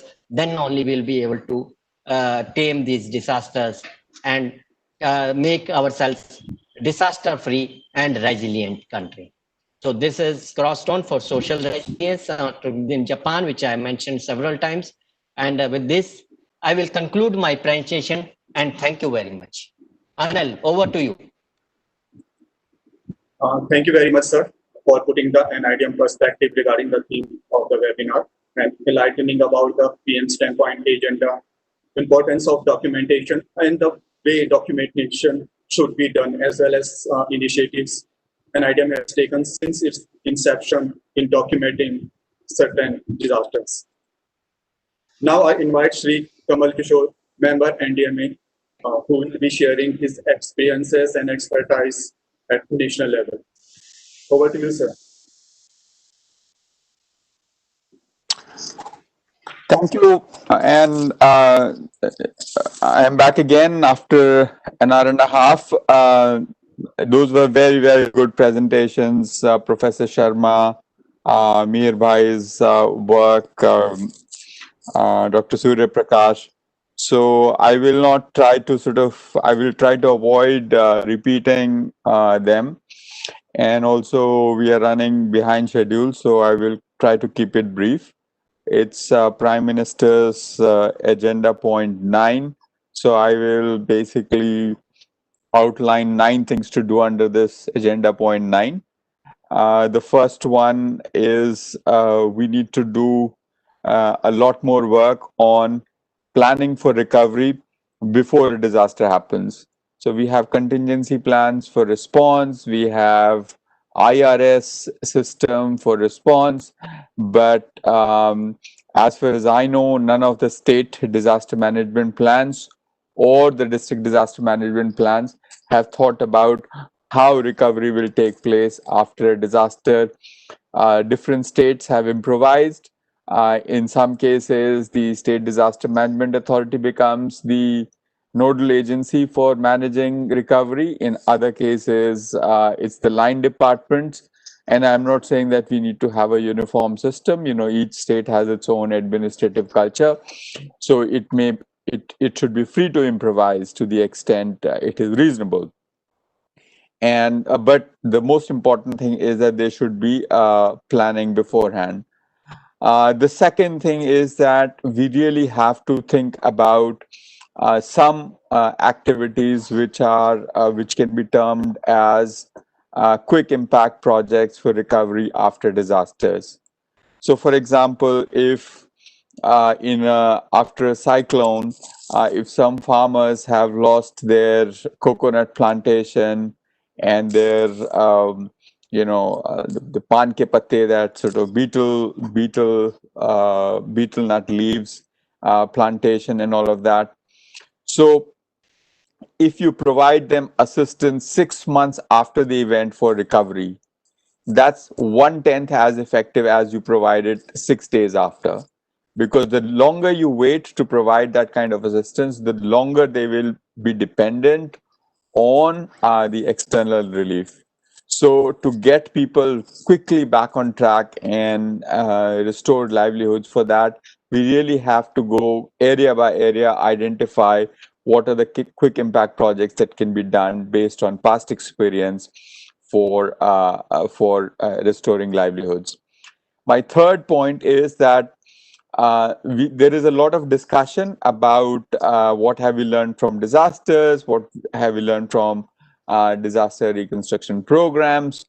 But one thing we really have to focus on is that when we plan for recovery, when we are rebuilding areas that have been affected by cyclone Fani or some landslide in Uttarakhand or Himachal, we really have to have an outcome-based approach to planning.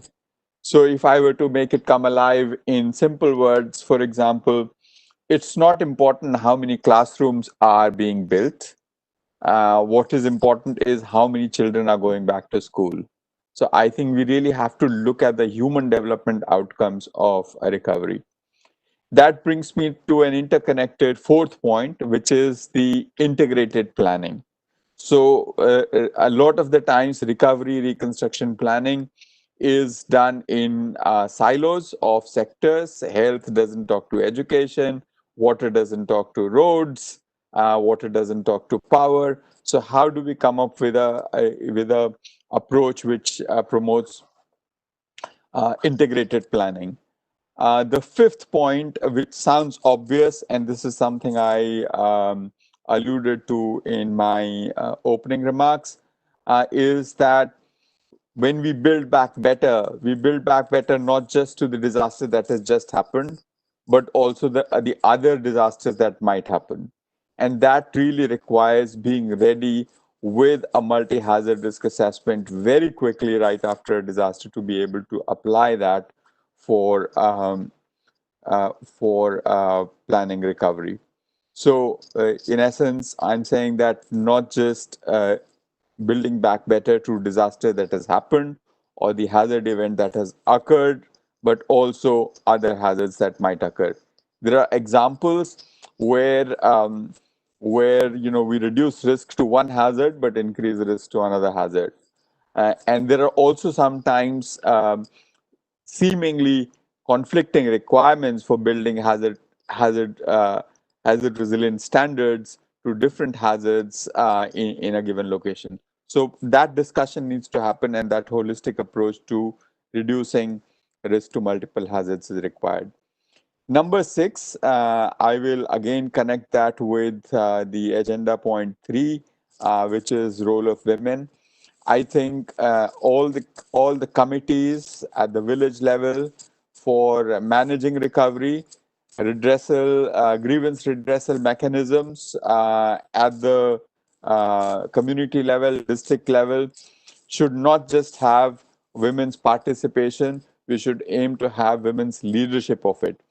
When people get affected in a cyclone, the kind of risks that women face are different from the kinds of risk men face. And if women are not at the table, they're not in the leadership, then those risks are likely to be ignored. And in doing this, we don't have to talk about women as vulnerable groups. Women are a group. They have some unique vulnerabilities, just as men have some unique vulnerabilities, but they also have tremendous capacities. So we really have to take a whole view, and rather than just talking about it, actually show how we can do it. I would like to see how many post-earthquake beneficiary identification committees at the village level have women as the leader. How many women participate in those this thing? So that is very important. Seventh point, which nobody referred to in the last 2 hours, is the need for doing longitudinal studies. So we are very good at doing studies of events that have happened last year, 2 years, 4 years before. But I would like to know all the stuff that we did more than 25 years ago in now 30 years ago in Latur, 28 years ago, 27, 93. So yeah, 27 years ago in Latur. What did that lead to? How did people's lives change after the Latur earthquake and the kind of reconstruction program that was launched? Because while a government-aided program to restore what has been lost in a disaster may last for 3 or 5 years, it takes up to half a generation to recover from a major disaster. So it has a huge impact, not just on the current generation, but also the future generation. So it will be good to at least launch a few longitudinal studies. I would like to see what was the impact of the kind of housing we did after 1991, Uttarkashi earthquake, 1993 earthquake in Maharashtra, 1999 super cyclone, and it's not just housing, it could be other things. So I think that would be another thing. Now, eighth point, which is again the issue, is that a lot of the times we've seen after disasters, the there is a focus on pushing some risk reduction measures. But those risk reduction measures in that particular location are not sustainable. You have multiple examples, including in 1993 Maharashtra earthquake, where external agencies came and built houses which were extremely earthquake resistant, but those were built using technologies which were never transferred to the local masons, local contractors. As a result, when the family needs another room, they go back to building poorly the way they were building before. So I think sustainability of a risk reduction method technology is an important point. That's my 8th point. My 9th point and the final point is to strike a balance between sustainable livelihoods and disaster risk reduction. We have to take a holistic view of life. We have had examples after tsunami in many countries that were affected by tsunami, where because people were scared of the experience they had had with tsunami, and there was a lot of there were many lives lost across at least 5 countries. More than 5 countries were affected, but 5 countries had major loss of lives. So there was this thing that now we will have a coastal no build zone for 500-meter band or a 1 kilometer band. For a fisherman, if you put him 1 kilometer into the sea, you have killed his livelihood forever. So how do you, and the thing is that people's risk perception after a disaster also changes with time. If an event has occurred just yesterday or last month, the memory of that disaster is fresh, and people rate that as the most important thing, even at the cost of day-to-day livelihoods. So this is something which requires careful deliberation. There are many examples of reconstructed housing, reconstructed settlements that have been abandoned after a few years because they just do not make sense on a day-to-day basis. So I think striking a balance between disaster risk reduction and livelihood, in fact, they are not separate. They are one and the same things, but we have to take an integrated view and not just take a hazard-centric view of risk. With that, I conclude my thoughts. These are my 9 thoughts for the 9-point agenda. Thank you very much.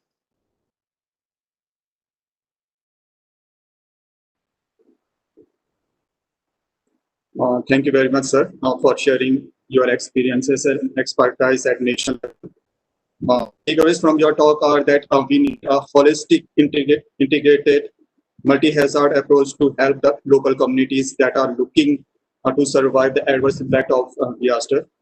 You also rightly highlighted the importance of women participation in DRR planning. As it is said that if you teach a man, you teach an individual, but if you teach a woman, you teach whole family. Thank you very much, sir. Now, we will take few questions.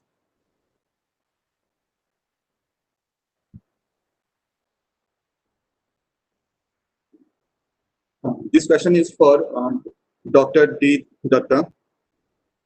Sir, are you there? Yeah, I'm here. Yeah, I'm here. Okay.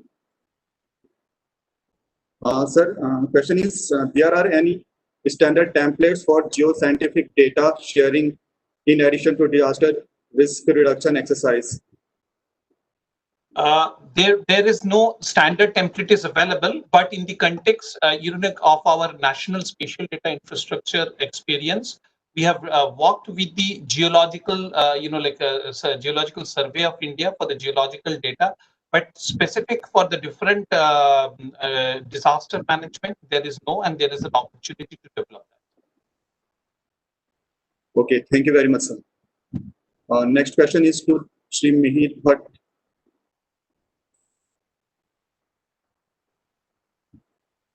And question is, what really needs to be done based on lesson learned, and what kind of steps need to take to reduce the risk and prepare ourselves to be ready to face any kind of situation? Mihir sir, are you there? I think he has left. No, he's there, but he's on mute. Okay, I'll just call him. Hello, Mihir sir. Okay, thank you. Can you hear me now? Yes, sir, we can hear you. So you got the question, or? That was a very important question in terms of what is it that we can do so we are prepared. And I think, like democracy, price of disaster preparedness is eternal vigilance. If we are vigilant at every step of development process, we are always prepared for any disaster. And sort of 2 ways of doing that. One is to be reflective. That is, from time to time, see what we've done and how we are exposed to or not exposed to risk. And second, what is called risk audit, that any major activity, any major expenditure, any major project, and see that if the risk audit is done so that we do not end up actually rebuilding risk or building risk in our development project. Thank you for the question. Thank you very much, sir. And this question is for Dr. Ashish Srivastava. Why risk and vulnerability assessment has not been not be considered as mandatory activity for district disaster management authorities.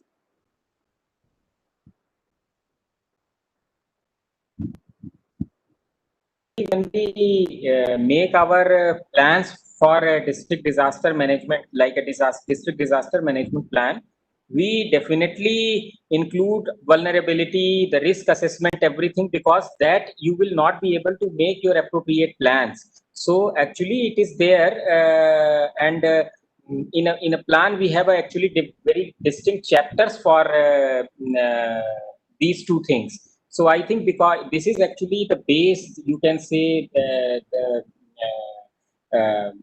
founding stone for making your disaster management plan. If you don't have a very good risk analysis and the vulnerability analysis, you will not be able to make it appropriately. I think I have answered the question. Okay, thank you very much, sir. Thank you. And this question is for Professor Surya Prakash. Why people in Indian cities don't act proactively for flood by Central Water Commission? Every year we are seeing flood extremes like never before due to erratic rain and mismanagement of dam water. Thank you, Anil. Actually, it's a question of aggregate responsibility, collective responsibility. As far as urban floods are concerned, it cannot be handled just by one department, because there are many departments which have to work in coherence, right? So a lot of water which used to infiltrate into the ground is no more going. It is more in terms of percentage of surface runoff. So that's why every time when we are listening about the urban floods, we say unprecedented flood or extreme floods not reported before. Because the amount of water which is available, which is overflowing our embankments or from the reservoir sites, which is being released, as well as which is flowing over the ground because of heavy precipitation in the urban areas. So the amount of intensity of the rainfall has also increased because of changing climatic conditions and the urban environmental conditions. So that is one of the driving factor. Other, which is why we are not able to control, is that we are actually having not adequate drainage disposal system. We have to have stormwater runoff systems which are not properly thought about. So until unless we'll have these stormwater runoff drainage systems available within the urban areas, the water cannot be easily and timely disposed of. So it will inundate those areas. Secondly, even those people who are living in these urban areas, they are also not properly disposing of their waters. So the drains, whatever capacities they have, also get congested because of plastics, because of solid waste which goes into those drains. So they are reducing their capacities further down. So all these things together have to be taken care. We have to clean our drainages every time before the monsoon periods to use their full capacities. And also we have now the underpasses where the water can withstand and will not flow, because water flows along a gradient. So it will not automatically flow down because of gravity or the gradient. So therefore we have to have pumps to take out those water from those areas. So we have to build a appropriate system within the cities, looking into the water which will be available in different amounts at different places depending on the topography, the relief conditions of those areas. So we are having very good land use urban plan, right? In urban areas we have city plans taking care of the land use only, but not the hydrological conditions. So there should also be a plan along with land use, the hydrological management plan, water resources management plan, and flood management plan. So disaster vulnerabilities and hazards should also be considered. Then only we will be able to avoid them. Thank you very much, sir. And the last question is for Sri Kamal Kishore ji. When we say we are learning lessons from disasters, are we not ignoring the cascading disasters which now have become more complex and frustrating What are the methods to translate knowledge into actions at ground level to be more impactful? I think when we are talking about learning from disasters, we have to take into account cascading disasters as well. And a lot of the work that has been done, for example, lesson learning after what happened in Cyclone Amphan. Cyclone Amphan happened at the time of COVID-19, and complexity of that has been captured. So it's not correct to say that lesson learning means only looking at just one distinct event. A lot of the times disaster events are connected. A landslide occurs, it blocks the river, it dams the river, then it creates potential for flash flood downstream. So we have to look at all of these things in an integrated way and develop different kinds of risk scenarios. A lot of these risks are very difficult to model, but we can certainly create scenarios based on the past experience and work on the basis of that. The Putkal Lake event that happened in 2015 was exactly an example of that. So many things, so many hazards come together there. Landslide, permafrost, flash flood.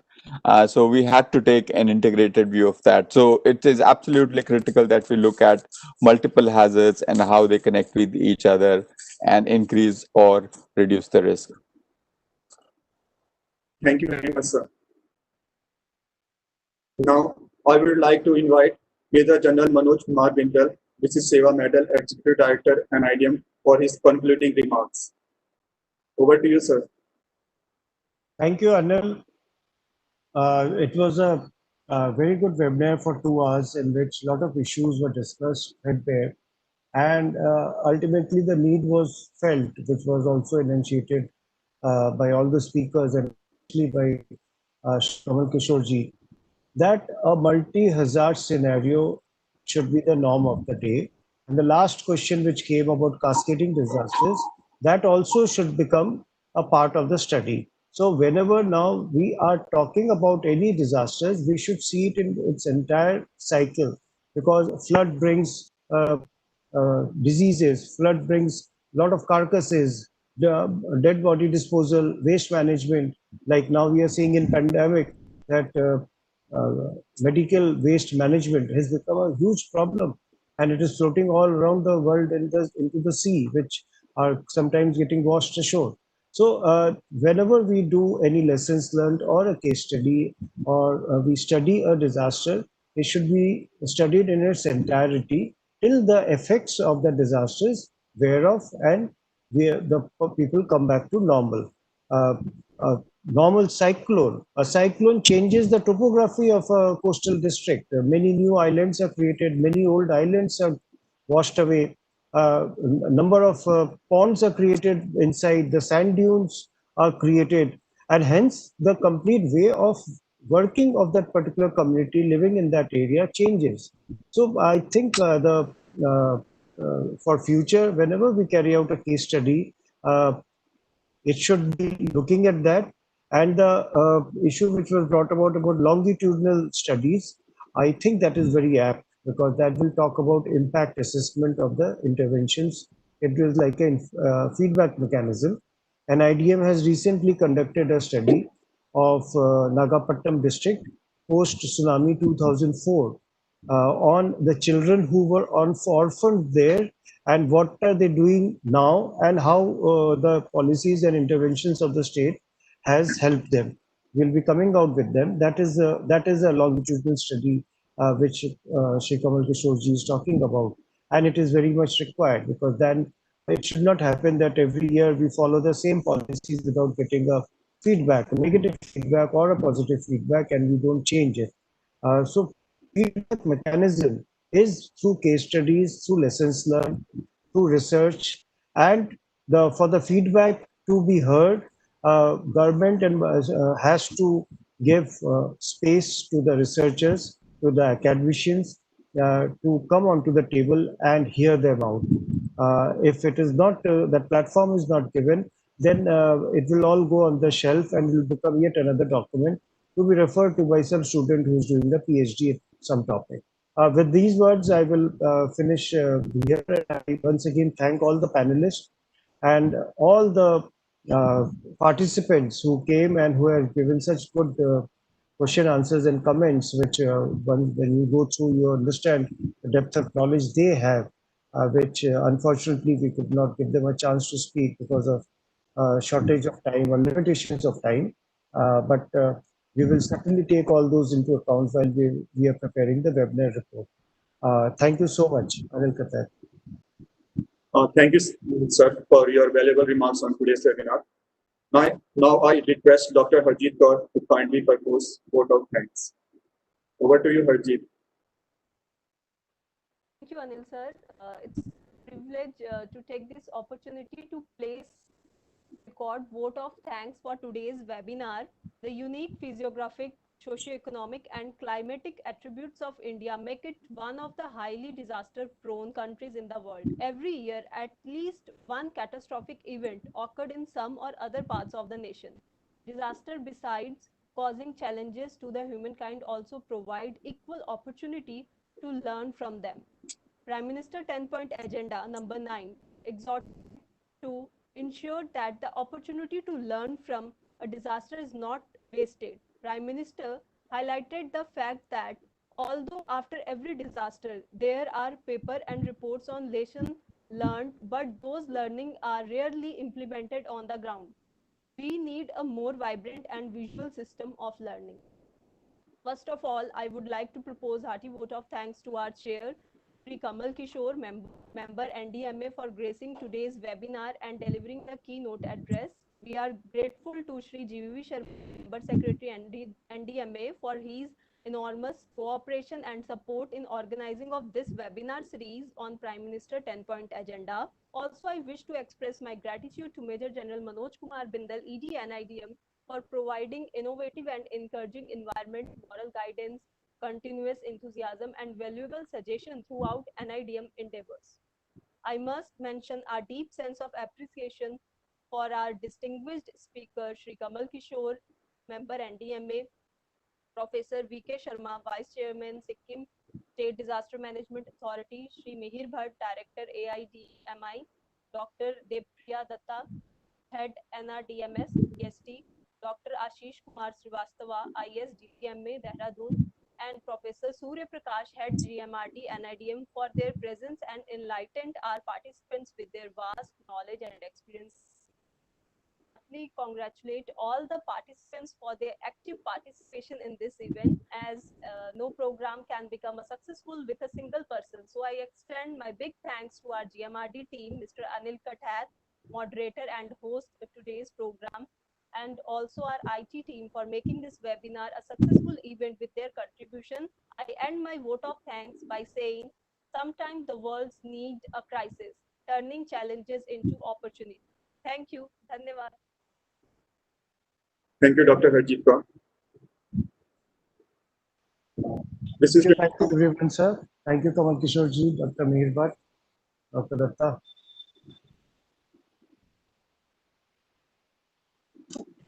This is to inform to the participants that we will be organizing webinar on and bring about greater cohesion in international response to disaster of our Honorable Prime Minister 10-point agenda on the DRR on September 29. Details will be shortly shared with you all. And thanks all for joining with us.